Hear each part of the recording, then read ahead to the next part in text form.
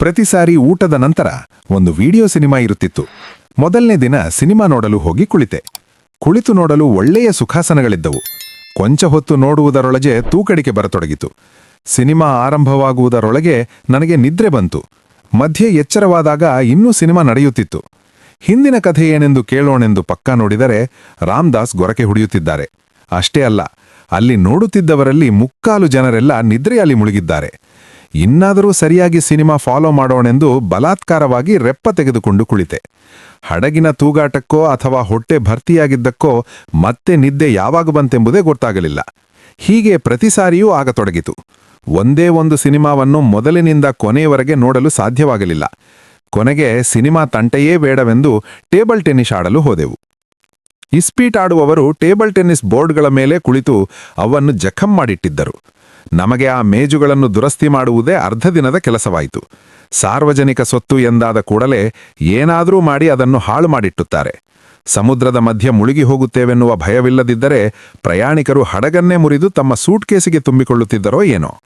ಹಡಗಿನ ಮುಂದುಗಡಿಯ ತುಟ್ಟ ತುದಿಯಲ್ಲಿ ಎಂದದೋ ಒಂದು ಬೆತ್ತದ ಬುಟ್ಟಿ ಕಟ್ಟಿದ್ದರು. ನನಗೆ ಅದು ಏನೆಂದು ನೋಡಬೇಕೆಂಬ ಕುತೂಹಲ ಕಾಡುತ್ತಿತ್ತು. ಅದನ್ನು ಮದ್ರಾಸ್ ಬಂದರು ಬಿಡುತ್ತಿದ್ದಂತೆಯೇ ಕಟ್ಟಿದ್ದರು. ಅದನ್ನು ನೋಡಲು ನಾನು, ಮಲ್ಲಿಕ್, ಉಷಾ ಅಲ್ಲಿಗೆ ಹೋದವು. ಹಡಗಿನ ಮುಂತುದಿಯಾದ್ದರಿಂದ ಗಾಳಿ ಜೋರಾಗಿ ಬೀಸುತ್ತಿತ್ತು. ಹಡಗಿನ ಮುಂಭಾಗ ಅಲೆಗಳನ್ನು ಸೀಳಿಕೊಂಡು ಹೋಗುವುದು ಚೆನ್ನಾಗಿ ಕಾಣುತ್ತಿತ್ತು. ಆ ಬುಟ್ಟಿ ಏನೆಂದು ನಮಗೆ ಗೊತ್ತಾಗಲಿಲ್ಲ. ಅದರೊಳಗೆ ಏನೇನನ್ನೋ ಇಟ್ಟು ಅದಕ್ಕೆ ಒಂದು ಹಾರ ಹಾಕಿದ್ದರು. ಹಡಗಿನವರ ಯಾವುದೋ ಸಂಪ್ರದಾಯವಿದ್ದರೂ ಇರಬಹುದು, ಅಥವಾ ಸಮುದ್ರರಾಜನಿಗೆ ಕ್ಷೇಮವಾಗಿ ಕರೆದೊಯ್ಯಲು ಮಾಡಿದ ಪೂಜೆ ಇದ್ದರೂ ಇರಬಹುದು.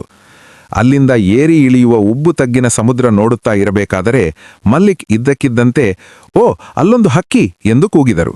ನಾನು ತಕ್ಷಣ ಅತ್ತ ನೋಡಿದೆ. ಸಮುದ್ರದ ನೀಲಿಯಲ್ಲದೆ ಮತ್ತೇನೂ ಕಾಣಲಿಲ್ಲ. ಬಂಗಾಳ ಕೊಲ್ಲಿಯ ನಟ್ಟ ನಡುವೆ ನೆಲಬಿಂದ ಸಾವಿರಾರು ಮೈಲು ದೂರಕ್ಕೆ ಇಲ್ಲಿಗೆ ಯಾವ ಹಕ್ಕಿ ಬರುತ್ತದೆ? ಆಶ್ಚರ್ಯವಾಯಿತು. ಹಡಗಿನಲ್ಲೇ ಮನೆ ಮಾಡಿಕೊಂಡಿರುವ ಯಾವುದೋ ಗುಬ್ಬಚ್ಚಿಯ? ಅಷ್ಟರಲ್ಲಿ ಮಲ್ಲಿಕ್ ಮತ್ತೊಮ್ಮೆ ಅಲ್ಲಿ ಹಾರುತ್ತಿದ್ದ ನೋಡಿ ಎಂದು ಕೂಗಿದರು. ನಾನು ಅತ್ತ ನೋಡಿದೆ. ಹೌದು, ಚಿಕ್ಕ ಹಕ್ಕಿಯೊಂದು ಹಾರುತ್ತಾ ಸಮುದ್ರದ ನೀಲಿಯಲ್ಲಿ ಲೀಲವಾಯಿತು. ಇಷ್ಟು ಪುಟ್ಟ ಹಕ್ಕಿ ಈ ನಡು ಸಮುದ್ರದಲ್ಲಿ ಅದು ಹೇಗೆ ಸಾಧ್ಯ? ಯೋಚಿಸಿದೆ. ಟಟಕ್ಕನೆ ಹೊಳೆಯಿತು. ಇದು ಹಕ್ಕಿಯಲ್ಲ, ಹಾರುವ ಮೀನು. ಥಾರ್ ಹೈಡಾಲ್ ಪೆಸಿಫಿಕ್ ಮಹಾಸಾಗರವನ್ನು ಕೆಂಟುಕಿ ಎನ್ನುವ ಸಣ್ಣ ತಪ್ಪದೊಂದರಲ್ಲಿ ದಾಟುತ್ತಾರ. ಆಗ ಎಷ್ಟೋ ಈ ಹಾರುವ ಮೀನುಗಳು ಹಾರಿ ಬಂದು ಇವರ ತಪ್ಪದ ಮೇಲೆ ಬೀಳುತ್ತಿದ್ದವಂತೆ.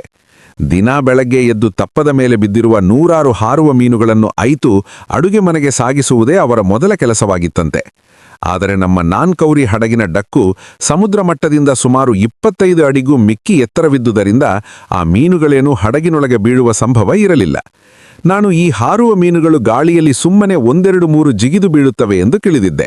ಆದರೆ ಅವು ಹಕ್ಕಿಗಳಂತೆಯೇ ರೆಕ್ಕೆ ಬಡಿಯುತ್ತಾ ಸುಮಾರು ಅರ್ಧ ಕಿಲೋಮೀಟರ್ಗಳ ದೂರದವರೆಗೂ ಹಾರುತ್ತಿದ್ದುದು ನಮಗೆ ಸೋಜಿಗದ ವಿಷಯವಾಗಿತ್ತು.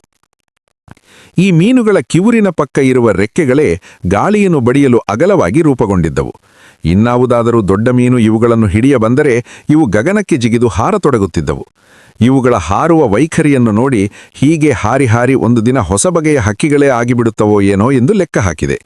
ಕೆಲವೊಮ್ಮೆಂತೂ ಅಲೆಗಳ ನಡುವಿನಿಂದ ಇವು ಗುಂಪು ಗುಂಪಾಗಿ ಚಿಮ್ಮಿ ದಿಕ್ಕಾಪಾಲಾಗಿ ಹಾರತೊಡಗುತ್ತಿದ್ದವು. ಹಡಗನ್ನು ಯಾವುದೋ ರಾಕ್ಷಸ ಪ್ರಾಣಿ ಹಿಡಿಯ ಬರುತ್ತಿದೆ ಎಂದು ಇವು ತಿಳಿಯುತ್ತಿದ್ದವೋ ಏನೋ. ಅವುಗಳಲ್ಲಿ ಒಂದಾದರೂ ನಮಗೆ ಹಿಡಿಯ ಸಿಕ್ಕಿದ್ದರೆ ಅವುಗಳ ರಚನೆಯನ್ನಾದರೂ ಚೆನ್ನಾಗಿ ನೋಡಬಹುದಿತ್ತು. ಹಡಗಿನಲ್ಲಿ ನಮಗೆ ಈ ಹಾರುವ ಮೀನುಗಳನ್ನು ಬಿಟ್ಟರೆ ಮತ್ಯಾವ ಜೀವಿಗಳು ಸಮುದ್ರದಲ್ಲಿ ಕಾಣಲಿಲ್ಲ. ತಿಮಿಂಗಲಗಳನ್ನೇನಾದರೂ ನೋಡಿದ್ದೀರಾ ಎಂದು ನ್ಯಾವಿಗೇಟರನ್ನು ಒಮ್ಮೆ ನಾನು ಕೇಳಿದೆ. ಅದಕ್ಕೆ ಆತ ಬಂಗಾಳ ಕೊಲ್ಲಿ ಸಮುದ್ರದಲ್ಲಿ ಅವು ಇತ್ತು ಎಂದು ಹೇಳಿದ. ಆದರೆ ಹಡಗಿನ ದೀಪದ ಬೆಳಕಿಗೆ ಒಮ್ಮೊಮ್ಮೆ ಶಾರ್ಕುಗಳು ಗುಂಪು ಗುಂಪಾಗಿ ಆಕರ್ಷಿತವಾಗುತ್ತವೆ ಎಂದ. ಅದನ್ನು ಕೇಳಿದ ಚಂದ್ರು ಒಂದು ದಿನ ರಾತ್ರಿಯೆಲ್ಲ ಸಮುದ್ರಕ್ಕೆ ಟಾರ್ಚ್ ಬಿಡುತ್ತಾ ಶಾರ್ಕುಗಳ ನಿರೀಕ್ಷಣೆಯಲ್ಲಿ ಕುಳಿತಿದ್ದರು. ಅವರ ಟಾರ್ಚ್ನ ಬೆಳಕಿಗೆ ಅಕಸ್ಮಾತಾಗಿ ಯಾವುದಾದರೂ ಶಾರ್ಕುಗಳು ಬಂದರೂ ಅದು ಚಂದ್ರುಗೆ ಗೊತ್ತಾಗುತ್ತಿತ್ತೆ ಎನ್ನುವುದು ಸಂದೇಹ. ನಮ್ಮ ಪ್ರಯಾಣದ 3ನೇ ದಿನ ಬೆಳಗ್ಗೆ ಇದ್ದಕ್ಕಿದ್ದಂತೆ ಹಡಗು ಸಮುದ್ರದ ಮಧ್ಯದಲ್ಲಿ ನಿಂತು ಹೋಯಿತು. ಏಕೆ ಎಂದು ಯಾರನ್ನೂ ಕೇಳಿದಾಗ ಹಡಗಿನ ಯಂತ್ರ ಕಟ್ಟು ಹೋಗಿದೆ, ಅದನ್ನು ರಿಪೇರಿ ಮಾಡಿಕೊಂಡು ಮುಂದುವರೆಯಬೇಕು ಎಂದರು. ನಡು ಸಮುದ್ರದಲ್ಲಿ ಹಡಗಿನ ರಿಪೇರಿ ನನಗೆ ಆಶ್ಚರ್ಯಕರವಾಗಿ ಕಂಡಿತು. ನಾವು ಕೆಳಗೆ ಕ್ಯಾಬಿನ್ನಲ್ಲಿ ಕುಳಿತಿದ್ದಾಗ ಸ್ಪೀಕರಿನಲ್ಲಿ ಗಂಟೆ ಬಾರಿಸಲಾಯಿತು. ಅನಂತರ ಕಂಟ್ರೋಲ್ ರೂಮ್ನಿಂದ ಪ್ರಯಾಣಿಕರೆಲ್ಲ ತಮ್ಮ ಕ್ಯಾಬಿನ್ನಲ್ಲಿರುವ ಲೈಫ್ ಜಾಕೆಟ್ ಅನ್ನು ತೆಗೆದುಕೊಂಡು ಕೂಡಲೇ ಮೇಲಿನ 3ನೇ ಡೆಕ್ಕಿಗೆ ಬರಬೇಕೆಂದು ಮನವಿ ಮಾಡಿಕೊಂಡರು. ಹಡಗು ಕಟ್ಟು ನಡು ಸಮುದ್ರದಲ್ಲಿ ನಿಂತಿರುವುದಕ್ಕೂ ಇವರು ಲೈಫ್ ಜಾಕೆಟ್ ತೆಗೆದುಕೊಂಡು ಬರಲು ಹೇಳಿದ್ದಕ್ಕೂ ಸರಿಹೋಗಿ ನಾವೆಲ್ಲ ಒಂದು ಕ್ಷಣ ಗಾಬರಿಯಾದೆವು. ನಾವೆಲ್ಲ ನಮ್ಮ ಲೈಫ್ ಜಾಕೆಟ್ಗಳನ್ನು ತೆಗೆದುಕೊಂಡು ಈ ಹಡಗು ಇನ್ನೇನು ಮುಳುಗಲಿದೆ ಎನ್ನುವಂತೆ ಮೇಲಿನ ಡೆಕ್ಕಿಗೆ ಓಡಿ ಹೋದೆವು. ಹೋಗುತ್ತಾ ದಾರಿಯಲ್ಲಿ ಹಡಗಿನ ಸಿಬ್ಬಂದಿಗಳೆಲ್ಲ ಕಂಡರು. ಯಾರ ಮುಖದಲ್ಲೂ ಯಾವುದೇ ಬಗೆಯ ಕಾತರಗಳು ಕಾಣಲಿಲ್ಲ. ಗೋಡೆಗೆ ಹೊರಗೆ ಹರಟೆ ಹೊಡೆಯುವವರು ಹೊಡೆಯುತ್ತಲೇ ಇದ್ದರು. ಕಸ ಗುಡಿಸುವವರು ಗುಡಿಸುತ್ತಲೇ ಇದ್ದರು. ಮೇಲಿನ ಡೆಕ್ಕಿಗೆ ಹೋದಾಗ ಇದೊಂದು ಹಡಗಿನಲ್ಲಿ ಪ್ರತಿ ಭಷ್ಟಿಗೂ ನಡೆಯುವ ಕಾರ್ಯಕ್ರಮ ಎಂದು ತಿಳಿಯಿತು. ಹಡಗಿನ ಪ್ರಯಾಣಿಕರಿಗೆ ಅಪಘಾತಗಳ ಸಮಯದಲ್ಲಿ ಲೈಫ್ ಜಾಕೆಟ್ ಅನ್ನು ಹೇಗೆ ಉಪಯೋಗಿಸಬೇಕೆಂದು ಮುಂಜಾಗ್ರತಾ ಕ್ರಮವಾಗಿ ಹೇಳಿಕೊಡಬೇಕಾದದ್ದು ಅವರ ದಿನಚರಿಗಳಲ್ಲಿ ಒಂದು. ನಾವು ಅದೇ ಮೊದಲ ಬಾರಿಗೆ ಹಡಗಿನಲ್ಲಿ ಯಾನ ಮಾಡುತ್ತಿದ್ದ ಬೆಪ್ಪುಗಳಾದುದರಿಂದ ಸಮುದ್ರಕ್ಕೆ ಜಿಗಿಯಲು ಸಿದ್ಧರಾಗಿ ಲೈಫ್ ಜಾಕೆಟ್ ತೆಗೆದುಕೊಂಡು ಓಡಿ ಹೋದೆವು. ಹಡಗಿನಲ್ಲಿ ಅನೇಕ ಬಾರಿ ಪ್ರಯಾಣ ಮಾಡಿದ ಇತರರು ಡೆಕ್ಕಿನ ಮೇಲಕ್ಕೂ ಸಹ ಬರಲಿಲ್ಲ. ಶಾಂತ, ಉಷಾ ಇವರಿಗೆಲ್ಲ ಹಡಗಿನ ಕ್ಯಾಪ್ಟನ್ ಲೈಫ್ ಜಾಕೆಟ್ ತೊಡಿಸಿ ಬೆಟ್ಟುಗಳನ್ನು ಬಿಗಿಸಿ ಮೂಗು ಮುಚ್ಚಿಕೊಂಡು ಹೇಗೆ ಹಾರಬೇಕೆಂದು ವಿವರಿಸುತ್ತಿದ್ದರು. ಸ್ತ್ರೀ ಸದಸ್ಯರೆಲ್ಲ ನಸುನಗುತ್ತಲೇ ಕ್ಯಾಪ್ಟನ್ ಹೇಳಿದ್ದನ್ನು ಅಭಿನಯಿಸುತ್ತಿದ್ದರು. ಎಲ್ಲಾದರೂ ನಿಜವಾಗಿಯೂ ಸಮುದ್ರಕ್ಕೆ ನೆಗೆಯಬೇಕಾದ ಸಂದರ್ಭವಾಗಿದ್ದರೆ ಇದು ಇವರ ಮುಖದ ಅಭಿವ್ಯಕ್ತಿ ಹೇಗಿರುತ್ತಿತ್ತೆಂದು ಊಹಿಸಲೆತ್ನಿಸಿದೆ. ಆದರೆ ಈ ಹಂಗಸರು ಹೀಗೆ ನಸುನಗುತ್ತಲೇ ಹಾರಿಬಿಡಬಹುದು ಎಂದು ಅನುಮಾನಗಂತು. ಡೆಕ್ಕಿನಿಂದ ಮೆಲ್ಲಗೆ ಕಳ್ಳನಂತೆ ಕೆಳಗಿಣಿಕುದೆ.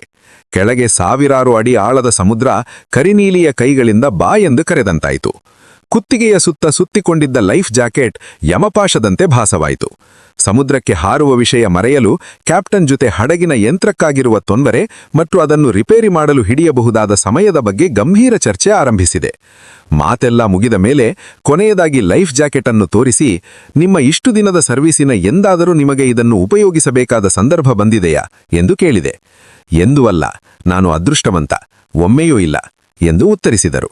ಆದರೂ ನನಗೆ ನನ್ನ ಕ್ಯಾಬಿನ್ನಲ್ಲಿದ್ದ ಲೈಫ್ ಜಾಕೆಟ್ ಅನ್ನು ನೋಡಿದಾಗೆಲ್ಲ ಕರಿನೀಲಿಯ ಸಮುದ್ರದ ಕರೆ ಕೇಳದಂತಾಯಿತು. ನಾನ್ಕೌರಿ ಪಕ್ಕನೆ ರಿಪೇರಿಯಾಗುವ ಹಾಗೆ ಕಾಣಲಿಲ್ಲ. ಹಡಗು ಸಮುದ್ರದ ಮಧ್ಯೆ ನಿಂತಿದ್ದರಿಂದ ಹಡಗಿನಿಂದಲೇ ಗಾಳ ಹಾಕಿ ಸಮುದ್ರದ ಮಧ್ಯೆ ನಮಗೆ ಪದೇ ಪದೇ ಕಾಣುತ್ತಿದ್ದ ಹಾರುವ ಮೀನುಗಳಾದರೂ ಸಿಕ್ಕುತ್ತವೆಯಾ ನೋಡೋಣ ಎಂದು ನಾನು ಹೇಳಿದೆ. ಚಂದ್ರು ಹೋಗಿ ಹಡಗಿನ ಸಿಬ್ಬಂದಿಯ ಒಪ್ಪಿಗೆ ಕೇಳಿ ಬಂದರು. ಅವರು ಗಾಳ ಹಾಕಲು ನಮ್ದೇನೋ ಅಭ್ಯಂತರವಿಲ್ಲ, ಆದರೆ ನಿಮ್ಮ ದಾರಗಳು, ಗಾಳ ಇವೆಲ್ಲ ಹಡಗಿನ ಹಿಂಭಾಗದಲ್ಲಿರುವ ಪ್ರೊಪೆಲ್ಲರಿಗೆ ಸಿಕ್ಕಿಕೊಳ್ಳದಂತೆ ಜಾಗೃತೆ ವಹಿಸಬೇಕು ಎಂದು ಎಚ್ಚರಿಕೆ ಹೇಳಿದರು. ನಾನು, ರಾಮದಾಸ್, ಚಂದ್ರು 3 ಜನವೂ ನಮ್ಮ ರಾಡ್ ಮತ್ತು ರೀಲ್ಗಳನ್ನು ಹಿಡಿದು ಹಡಗಿನ ಹಿಂಭಾಗದ ತುತ್ತ ತುದಿಗೆ ಹೋದವು. ಅಲೆಗಳ ಏರಿಳಿತಕ್ಕೆ ಹಡಗು ಅಲ್ಲಿ ವಿಚಿತ್ರವಾಗಿ ಆಡುತ್ತಿತ್ತು. ಇದ್ದಕ್ಕಿದ್ದಂತೆ ಕಾಲು ಕುಸಿದೇ ಹೋದಂತೆ ಹಡಗು ಕೆಳಗಿಳಿಯುತ್ತಿತ್ತು. ಮತ್ತೆ ಸತ್ತರನೆ ಮೇಲೆತ್ತುತ್ತಿತ್ತು. ಕೊಂಚ ಹೊತ್ತಿನೊಳಗೆ ಮಲ್ಲಿಕಿಲ್ಲಿ ನನಗೆ ಹೊಟ್ಟೆ ತೊಳಸಿ ತಲೆ ತಿರುಗುವಂತಾಗುತ್ತಿದೆ ಎಂದು ಹೇಳಿ ಕ್ಯಾಬಿನಿಗೆ ಹೋದ್ರು. ನಮ್ಮ ಗಾಳಗಳಿಗೆ ಯಾವ ಮೀನು ಮೂಸಿ ಸಹ ನೋಡಲಿಲ್ಲ. ಮಧ್ಯ ಸಮುದ್ರದಲ್ಲಿ ಮೀನುಗಳಿರುವುದೇ ಕಡಿಮೆಯೋ ಏನೋ. ನಾನು ಮೀನು ಹಿಡಿಯುವ ಪ್ರಯತ್ನ ಕೈಬಿಟ್ಟು ಇಲ್ಲಿ ಸಮುದ್ರ ಎಷ್ಟು ಆಳ ಇದೆ ಎನ್ನುವುದನ್ನಾದರೂ ನೋಡೋಣ ಎಂದು ನನ್ನ ಲೈನಿಗೆ ತುಂಬ ತೂಕದ ಒಂದು ಸ್ಪಿನ್ನರ್ ಕಟ್ಟಿ ಇನ್ನಷ್ಟು ಸೀಸದ ತೂಕ ಹಾಕಿ ಎಸೆದೆ. ಮೊದಲು ಸ್ಪಿನ್ನರ್ ಕೊಂಚ ಆಳಕ್ಕೆ ಮುಳುಗಿತು. ಆದರೆ ಆನಂತರ ಮುಳುಗುವುದರ ಬದಲು ನದಿಯ ಪ್ರವಾಹದಲ್ಲಿ ಕೊಚ್ಚುವಂತೆ ಹಡಗಿನ ಬಲಕ್ಕೆ ಕೊಚ್ಚಿಕೊಂಡು ಹೋಗತೊಡಗಿತು. ಸಮುದ್ರದಲ್ಲಿ ಅಂತರ್ಗಾಮಿ ಪ್ರವಾಹಗಳ ಬಗ್ಗೆ ನಾವು ಭೂಗೋಳ ಪಾಠಗಳಲ್ಲಿ ಓದಿದ್ದವು. ಅಟ್ಲಾಂಟಿಕ್ ಮಹಾಸಾಗರದ ಗಲ್ಫ್ ಸ್ಟೀರಿ ಎನ್ನುವ ಬಿಸಿನೀರಿನ ಪ್ರವಾಹ ಇಂಗ್ಲೆಂಡಿನಿಂದ ಐಸ್ಲ್ಯಾಂಡ್ ಮುಖಾಂತರ ಕೆನಡಾದ ಸರ್ಗೋಸಾ ಸಮುದ್ರದ ಕಡೆಗೆ ಹರಿಯುವುದು, ಹಂಬೋಲ್ಟ್ ಎನ್ನುವ ತಣ್ಣೀರಿನ ಪ್ರವಾಹ ಮಧ್ಯ ಪೆಸಿಫಿಕ್ ಮುಖಾಂತರ ಚಿಲಿ ದೇಶದ ಕಡೆಗೆ ಹರಿಯುವುದನ್ನು ತಿಳಿದಿದ್ದ. ಆದರೆ ಈ ಸಮುದ್ರದ ಪ್ರವಾಹಗಳು ರಭಸವಾಗಿ ಹರಿಯುವ ನದಿಯ ಪ್ರವಾಹದಷ್ಟು ವೇಗವಾಗಿರುತ್ತದೆ ಎಂದು ಊಹಿಸಿರಲಿಲ್ಲ. ನಮ್ಮ ಸೀಸದ ತೂಕ ಹಾಕಿದ್ದ ಸ್ಪಿನ್ನರ್ ಗರಗರ ತಿರುಗುತ್ತಾ ತರಗಲೆಯಂತೆ ಕೊಚ್ಚಿ ಹೋಗತೊಡಗಿತು. ಅಂಡಮಾನಿನ ಬಾರಾಟಾಂಗ್ ಎನ್ನುವಲ್ಲಿಯೂ ನಾವು ಇದೇ ವಿದ್ಯಮಾನವನ್ನು ಗಮನಿಸಿದ್ದೆವು. ಸಮುದ್ರ ನದಿಯಂತೆ ಕೊಲ್ಲಿಗಳಲ್ಲಿ ಹರಿಯುತ್ತಿರುವುದನ್ನು ಕಂಡಿದ್ದೆವು. ಎಂದರೆ ಸಮುದ್ರ ಒಂದು ತೊಟ್ಟಿಯಲ್ಲಿ ಹಿಡಿದಿಟ್ಟ ನೀರಿನಂತೆ ನಿಶ್ಚಲವಾಗೇನೂ ಇಲ್ಲವೆನ್ನುವುದನ್ನು ಪ್ರತ್ಯಕ್ಷ ಅನುಭವದಿಂದ ತಿಳಿದೆವು. ಸಮುದ್ರದ ಈ ಅಂತರ್ಗಾಮಿ ಪ್ರವಾಹಗಳಿಗೆ ಭೂಮಿಯ ಪರಿಭ್ರಮಣ ಮತ್ತು ಭೂಮಿ ಹಾಗೂ ಚಂದ್ರನ ಗುರುತ್ವಾಕರ್ಷಣ ಶಕ್ತಿ ಕಾರಣ ಎನ್ನುತ್ತಾರೆ. ಈ ಅಂತರ್ಗಾಮಿ ಪ್ರವಾಹಗಳೇ ಗಾಳಿಯ ಚಲನೆಯನ್ನು ನಿಶ್ಚಿತ ದಿಕ್ಕಿನಲ್ಲಿ ಪ್ರಚೋದಿಸಿ ಮಳೆಯ ಮಾರುತಗಳಿಗೂ ಋತುಮಾನದ ಬದಲಾವಣೆಗಳಿಗೂ ಕಾರಣವಾಗುತ್ತವೆ. ಪೆಸಿಫಿಕ್ ಮಹಾಸಾಗರದ ಹಂಬೋಲ್ಟ್ ತಣ್ಣೀರಿನ ಪ್ರವಾಹ ಒಮ್ಮೊಮ್ಮೆ ದಿಕ್ಕು ಬದಲಿಸಿದಾಗ ಅಕ್ಕಪಕ್ಕದ ದೇಶಗಳ ಹವಾಮಾನದ ಮೇಲೆ ತೀವ್ರ ಪರಿಣಾಮ ಬೀರುವುದುಂಟು. ಸಾಧಾರಣವಾಗಿ ಮಳೆಯಿಲ್ಲದೆ ಮರಳುಗಾಡಂತಿರುವ ಚಿಲಿ ದೇಶದ ಮೇಲೆ ಮಳೆ ಬೀಳತೊಡಗುತ್ತದೆ. ಇಡೀ ಮರಳುಗಾಡು ಹಸಿರಾಗಿ ಹೂ ಬಿಡುತ್ತದೆ. ಆದರೆ ಚಿಲಿ ದೇಶದ ಮುಖ್ಯ ಉದ್ಯೋಗವಾದ ಮೀನುಗಾರಿಕೆಗೆ ಹೊಡೆತ ಬೀಳುತ್ತದೆ. ಸಾಗರದಲ್ಲಿ ಮೀನಿನ ಕ್ಷಾಮ ತಲೆದೋಡುತ್ತದೆ. ಇದೇ ರೀತಿ ಆಸ್ಟ್ರೇಲಿಯಾದಲ್ಲೂ ಋತುಮಾನಗಳ ಮೇಲೆ ಇದು ಪ್ರಭಾವ ಬೀರಿ ಧೂಳೇನ ಬಿರುಗಾಳಿಗಳನ್ನು ಏಳಿಸುತ್ತದೆ. ಮಳೆ ಸಕಾಲಕ್ಕೆ ಬರುವುದಿಲ್ಲ. ಬಂಗಾಳ ಈ ವಿದ್ಯಮಾನಗಳನ್ನು ಪುಸ್ತಕದಲ್ಲಿ ಓದಿ ತಿಳಿದಿದ್ದ. ಸಮುದ್ರದ ಪ್ರವಾಹ ನನ್ನ ಕೈಯಲ್ಲಿನ ನೈಲಾನ್ ಮಾನೋ ಲೈನನ್ನು ಜಗ್ಗುವಾಗ ಅದರ ಸಾಕ್ಷಾತ್ ಅನುಭವವಾಯಿತು. ಇದ್ದಕ್ಕಿದ್ದಂತೆ ಎಂದೋದು ದಿಕ್ಕ ನನ್ನ ಗಾಳಕ್ಕೆ ಹೊಡೆದಂತಾಗಿ ನನ್ನ ದಾರ ಇನ್ನೂ ಬಲವಾಗಿ ಜಗ್ಗತೊಡಗಿತು. ನನ್ನ ರಕ್ತ ವೇಗವಾಗಿ ಚಲಿಸತೊಡಗಿತು. ಯಾವುದೋ ಮೀನು ಸ್ಪಿನ್ನರಿಗೆ ಸಿಕ್ಕಿಕೊಂಡಿದೆ ಎಂದು ಊಹಿಸಿದೆ. ನನ್ನ ಕೈಯಲ್ಲಿನ ರಾಡ್ ಅದರ ಭಾರಕ್ಕೆ ಬಿಲ್ಲಿನಂತೆ ಬಗ್ಗತೊಡಗಿತು. ಅದನ್ನು ನೋಡಿ ನನ್ನ ಪಕ್ಕ ನಿಂತಿದ್ದ ಬಸವರಾಜು ಸಹ ಹಾಗೆ ಭಾವಿಸಿದ್ರು. ಸಮುದ್ರದಿಂದ ಸುಮಾರು 30 ಅಡಿ ಎತ್ತರದಲ್ಲಿದ್ದ ಡೆಕ್ಕಿಗೆ ಆ ಮೀನನ್ನು ಎತ್ತುವುದಾದರೂ ಹೇಗೆ? ನಮ್ಮ ದಾರಗಳಂತೂ ತುಂಡಾಗುತ್ತವೆ. ಏನಾದರೂ ಆಗಲಿ, ಕೊನೆ ಪಕ್ಷ ಅದು ಯಾವ ಮೀನು ಎಂದು ಕಣ್ಣಿನಲ್ಲಾದರೂ ನೋಡೋಣ ಎಂದು ದಾರ ಸುತ್ತತೊಡಗಿದೆ. ನನ್ನ ಪಕ್ಕ ಇದ್ದವರೆಲ್ಲ ಇನ್ನೇನು ಮೇಲೆ ಬಂದು ಮುಖ ತೋರಿಸಲಿರುವ ಮೀನನ್ನು ನೋಡಲು ಕಾತರರಾಗಿ ಕಾಯತೊಡಗಿದರು. ಆದರೆ ನಾವೆಲ್ಲ ಮೂರ್ಖರಾಗುವಂತೆ ಎಂದೋದೋ ಕಸ ಮೇಲೆತ್ತು. ನಾನು ಸಮುದ್ರದ ಪಾಚೆ ಎಂದು ತಿಳಿದೆ. ಆದರೆ ಅದನ್ನು ಡೆಕ್ಕಿನ ಮೇಲೆ ಎಳೆದುಕೊಂಡಾಗ ಅದು ಬಟ್ಟೆಯ ವೇಸ್ಟ್ ಎಂದು ಗೊತ್ತಾಯಿತು. ಎಂಜಿನ್ ರಿಪೇರಿ ಮಾಡುತ್ತಿದ್ದವರು ಗಲೀಜಾದ ವೇಸ್ಟನ್ನು ತೆಗೆದು ಸಮುದ್ರಕ್ಕೆ ಎಸೆದಿದ್ರು. ಅದು ಮುಳುಗಿದ್ರೂ ಒಳಗಿನ ಪ್ರವಾಹಕ್ಕೆ ಸಿಕ್ಕಿ ಕೊಚ್ಚಿಕೊಂಡು ಬಂದು ನನ್ನ ಸ್ಪಿನ್ನರ್ಗೆ ಸಿಕ್ಕಿಕೊಂಡಿತ್ತು. ಹೇಗೆ ಸುತ್ತಿಕೊಂಡಿತ್ತೆಂದ್ರೆ ಅದನ್ನು ಬಿಡಿಸಿ ಮತ್ತೆ ಸಮುದ್ರಕ್ಕೆ ಎಸೆಯಲು ನನಗೆ 1 ಗಂಟೆ ಬೇಕಾಯಿತು. ಮೈಕೈ ಎಲ್ಲ ಗ್ರೀಸ್ ಮತ್ತಿಕೊಂಡಿತು. ಈ ಗೋಳಿನಿಂದ ಬೇಸತ್ತ ನಾನು ಇನ್ನು ಮಾತ್ರ ಡೆಕ್ಕಿನ ಮೇಲಿಂದ ಗಾಳ ಹಾಕುವುದಿಲ್ಲ ಎಂದು ನಿರ್ಧರಿಸಿ ನನ್ನ ರಾಡ್ ರೀಲುಗಳನ್ನು ಮಡಚಿಕೊಂಡು ಕ್ಯಾಬಿನಿಗೆ ಹೋದೆ. ಊಟ, ತಿಂಡಿ, ಟೇಬಲ್ ಟೆನ್ನಿಸ್ ಟೂರ್ನಮೆಂಟು, ಸಿನಿಮಾ, ಸಾಯಂಕಾಲದ ಗ್ಯಾಂಬ್ಲಿಂಗ್, ಈ ಮನರಂಜನೆಗಳಲ್ಲಿ ಕಾಲ ಸರಿಯತೊಡಗಿತು. ದೊಡ್ಡ ಫ್ಯಾಕ್ಟರಿ ಅಂತ ಕಾಣುತ್ತಿದ್ದ ಹಡಗಿನ ಎಂಜಿನ್ ರೂಮಿಗೆ ಹೋಗಿ ಬಂದವು. ಸಮುದ್ರದ ಮಟ್ಟದಿಂದ ಕೆಳಗಿದ್ದ ಈ ರೂಮಿನಲ್ಲಿ ಅಸಾಧ್ಯ ಸೆಕೆಯಿತ್ತು. ಯಂತ್ರದ ಸದ್ದಿಗೆ ಕಿರಿಚು ಮಾತಾಡಬೇಕಿತ್ತು. ಹಡಗಿನ ಎಂಜಿನಿಯರ್ ಹೇಳಿದ್ರು, ಇದು ತುಂಬ ಹಳೆಯ ಯಂತ್ರದ ಮಾದರಿ. ಈಗಿನ ಆಧುನಿಕ ಹಡಗುಗಳ ಯಂತ್ರದ ಕೋಣೆಗಳು ಯಾವೂ ಹೀಗಿರುವುದಿಲ್ಲ ಎಂದರು. ನ್ಯಾವಿಗೇಟರ್ ರೂಮಿಗೆ ಹೋಗಿ ರೇಡಾರ್ ಉಪಕರಣಗಳನ್ನು, 4ನೇ ದಿನ ನ್ಯಾವಿಗೇಟರ್ ಹಡಗು ನಡೆಸುವ ವಿಧಾನವನ್ನು ತಿಳಿದವು. ಹೇಳಿದ್ರು, ನಾಳೆ ದಿನ ಬೆಳಿಗ್ಗೆ ಬಹುಶಃ ನಾವು ಅಂಡಮಾನಿನ ಪೋರ್ಟ್ ಬ್ಲೇರ್ನಲ್ಲಿ ತಲುಪುತ್ತೇವೆ ಎಂದು. ನಮಗೆಲ್ಲ 4 ದಿನದ ತರುವಾಯ ಮತ್ತೆ ನೆಲ ನೋಡುತ್ತೇವೆ ಎಂದು ರೋಮಾಂಚನವಾಯಿತು. ಬೆಳಿಗ್ಗೆ ಕಣ್ಣು ಬಿಟ್ಟಾಗ ಹಡಗು ನಿಂತಿರುವುದು ನಮ್ಮ ಗಮನಕ್ಕೆ ಬಂತು. ಪೋರ್ಟ್ ಬ್ಲೇರ್ನಲ್ಲಿ ನಿಂತೇ ಬಿಟ್ಟಿದೆ ಎಂದು ತಿಳಿದು ಕ್ಯಾಬಿನಿನ ಕಿಟಕಿಯಿಂದ ಎಣಕಿ ನೋಡಿದೆ. ನೀಲ ಸಮುದ್ರವಲ್ಲದೆ ಮತ್ತೇನೂ ಕಾಣಲಿಲ್ಲ. ಮತ್ತೆ ಹಡಗು ಕಟ್ಟು ನಿಂತಿರಬೇಕು ಎಂದು ಮಾತಾಡಿಕೊಂಡು ಹಡಗಿನ ಡೆಕ್ಕಿನ ಮೇಲೆ ಹತ್ತಿದವು. ಅಲ್ಲಿ ಚಂದ್ರು, ಬಸವರಾಜ್ ಇಬ್ಬರು ಬೈನೋಕ್ಯುಲರ್ನಲ್ಲಿ ದೂರ ದಿಗಂತಗಳನ್ನು ನೋಡುತ್ತಾ ಇದ್ದರು. ನನ್ನ ಕಡೆ ನೋಡಿ, ಅಂಡಮಾನ್ ಪರ್ವತಗಳು ಕಾಣೆಯಿದೆ ಎಂದು ಹೇಳುತ್ತಾ ಚಂದ್ರು ದೂರದರ್ಶಕ ನನ್ನ ಕೈಗಿತ್ತರು. ದೂರದಲ್ಲಿ ಹಸಿರು ಹೊದೆಸಿದ ಅಂಡಮಾನ್ ಪರ್ವತ ಶ್ರೇಣಿಗಳು ಅದರಲ್ಲಿ ನನಗೆ ಕಂಡುವು. ಹಡಗಿನ ಅಧಿಕಾರಿಗಳು, ನಮಗೆ ಬಂದರಿಗೆ ಹೋಗಲು ಕ್ಲಿಯರೆನ್ಸ್ ಸಿಕ್ಕಿಲ್ಲ, ಹಾರ್ಬರ್ ಪೈಲಟ್ಗೆ ಕಾಯ್ತಾ ಇದ್ದೇವೆ ಎಂದು ಹೇಳಿದರು. ಅಂಡಮಾನ್ ದ್ವೀಪಗಳನ್ನು ನೋಡುವ ತವಕದಿಂದ ನಾವು ಹಡಗಿನ ಡೆಕ್ ಸುತ್ತುತ್ತಾ ದೂರದರ್ಶಕದಲ್ಲಿ ನೋಡತೊಡಗಿದೆವು. ಅಂಡಮಾನ್ ಅಧಿಕಾರಿಗಳಿಂದ ಕ್ಲಿಯರೆನ್ಸ್ ಕಾಯ್ತಾ ಇದ್ದಾಗ ಹಕ್ಕಿನ ಕುರ್ಚಿಯಲ್ಲಿ ಕುಳಿತಿರಬೇಕಾದ್ರೆ ಮೀನು ಸರ್ಕಾರಿಯ ಬರುತ್ತಿರುವುದು ಕಂಡಿತು. ಅಂಡಮಾನ್ನಲ್ಲಿ ಇಳಿಯಲು ಡೈಸೂಟ್ ಇತ್ಯಾದಿಗಳನ್ನು ಧರಿಸಿ ಪ್ರಿಮ್ಮಾಗಿದ್ದ ಆತ ನಮ್ಮನ್ನು ನೋಡಿ ಹೆಲೋ ಎಂದರು. ನಮ್ಮೊಡನ್ ಸಹಪ್ರಯಾಣಿಕರಾಗಿದ್ದ ಸರ್ಕಾರಿಯ ಯಾರೊಡನೂ ಹೆಚ್ಚು ಮಾತಾಡಿದ್ದನ್ನು ನೋಡಿರಲಿಲ್ಲ. ಗಂಭೀರವಾಗಿ ಊಟದ ಟೇಬಲಿಗೆ ಬಂದು ಕುಳಿತು ಊಟ ಮಾಡಿದ್ದನ್ನು ಮಾತ್ರ ನೋಡಿದ್ದೆ. ಒಮ್ಮೆ ಮಾತ್ರ ತಾನು ಊಟಿ, ಕೂನ್ನೂರು, ಚಿಕ್ಕಮಗಳೂರುಗಳನ್ನು ನೋಡಿದ್ದೇನೆ ಎಂದು, ಅಲ್ಲಿ ಕಾಫಿ ಪ್ಲಾಂಟೇಷನ್ನಲ್ಲಿ ಹಿಂದೆ ಮ್ಯಾನೇಜರ್ ಆಗಿ ಕೆಲಸ ಮಾಡಿದ್ದೇನೆ ಎಂದು ಹೇಳಿದ್ರು. ಅಷ್ಟಲ್ಲದೆ ಆತನ ಬಗ್ಗೆ ಹೆಚ್ಚೇನೂ ನಮಗೆ ತಿಳಿದಿರಲಿಲ್ಲ. ಅವತ್ತು ಡೆಕ್ಕಿನ ಮೇಲೆ ಸರ್ಕಾರಿಯ ಕೊಂಚ ಗಲುವಾಗಿ ಮಾತಾಡುವ ಮೂಡಿನಲ್ಲಿರುವಂತೆ ಕಂಡ್ರು.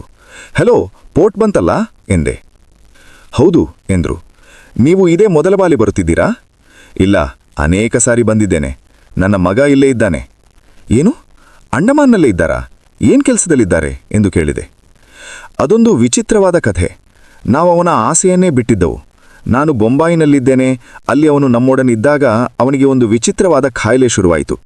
ಶ್ವಾಸಕೋಶದಲ್ಲಿ ನೀರು ತುಂಬಿಕೊಳ್ಳಲು ಆರಂಭವಾಯಿತು. ಇದನ್ನು ಡಾಕ್ಟರ್ಗಳೆಲ್ಲ ಫ್ಲೂರಸಿ ಎಂದು ಗುರುತಿಸಿ ಅವನಿಗೆ ಔಷಧೋಪಚಾರ ಮಾಡಿದ್ರು. ಆದರೆ ಅವುಗಳಿಂದಲ್ಲ ಅವನಿಗೆ ದಿನದಿನಕ್ಕೂ ಖಾಯಿಲೆ ಉಲ್ಬಣವಾಯಿತು ಹೊರತು ವಾಸಿಯಾಡಲಿಲ್ಲ. ಕೊನೆಗೆ ಡಾಕ್ಟರ್ಗಳು ಅವನು ಬದುಕುವುದಿಲ್ಲ ಎಂದು ಹೇಳಿಬಿಟ್ರು. ನಮಗೆ ಒಬ್ಬನೇ ಮಗ. ಅವನನ್ನು ಉಳಿಸಲು ಏನು ಬೇಕಾದರೂ ಮಾಡಲು ನಾವು ತಯಾರಿದ್ದವು. ಡಾಕ್ಟರ್ಗಳು ಹಾಗೆ ಹೇಳಿ ಅವನ ಆಸೆ ತೊರೆದಾಗ ನಮಗೆ ದಿಕ್ಕೇ ತೋರಲಿಲ್ಲ.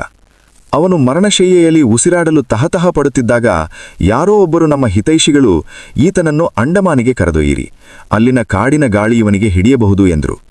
ಇನ್ನೇನು ಸಾಯಲಿದ್ದ ಆತನನ್ನು ತುಂಬ ಕಷ್ಟಪಟ್ಟು ಅಂಡಮಾನಿಗೆ ಸಾಗಿಸಿದವು. ಭಗವಂತನ ಲೀಲೆ ಏನೆಂದು ಹೇಳೋಣ. ಅಂಡಮಾನಿಗೆ ಕರೆದು ತಂದ 4 ದಿನದಲ್ಲಿ ಆತನ ಖಾಯಿಲೆ ವಾಸಿಯಾಗತೊಡಗಿತು. ತಿಂಗಳೊಳಗಾಗಿ ಯಾವ ಔಷಧವೂ ಇಲ್ಲದೆ ಆತ ಸಂಪೂರ್ಣ ಗುಣವಾದ.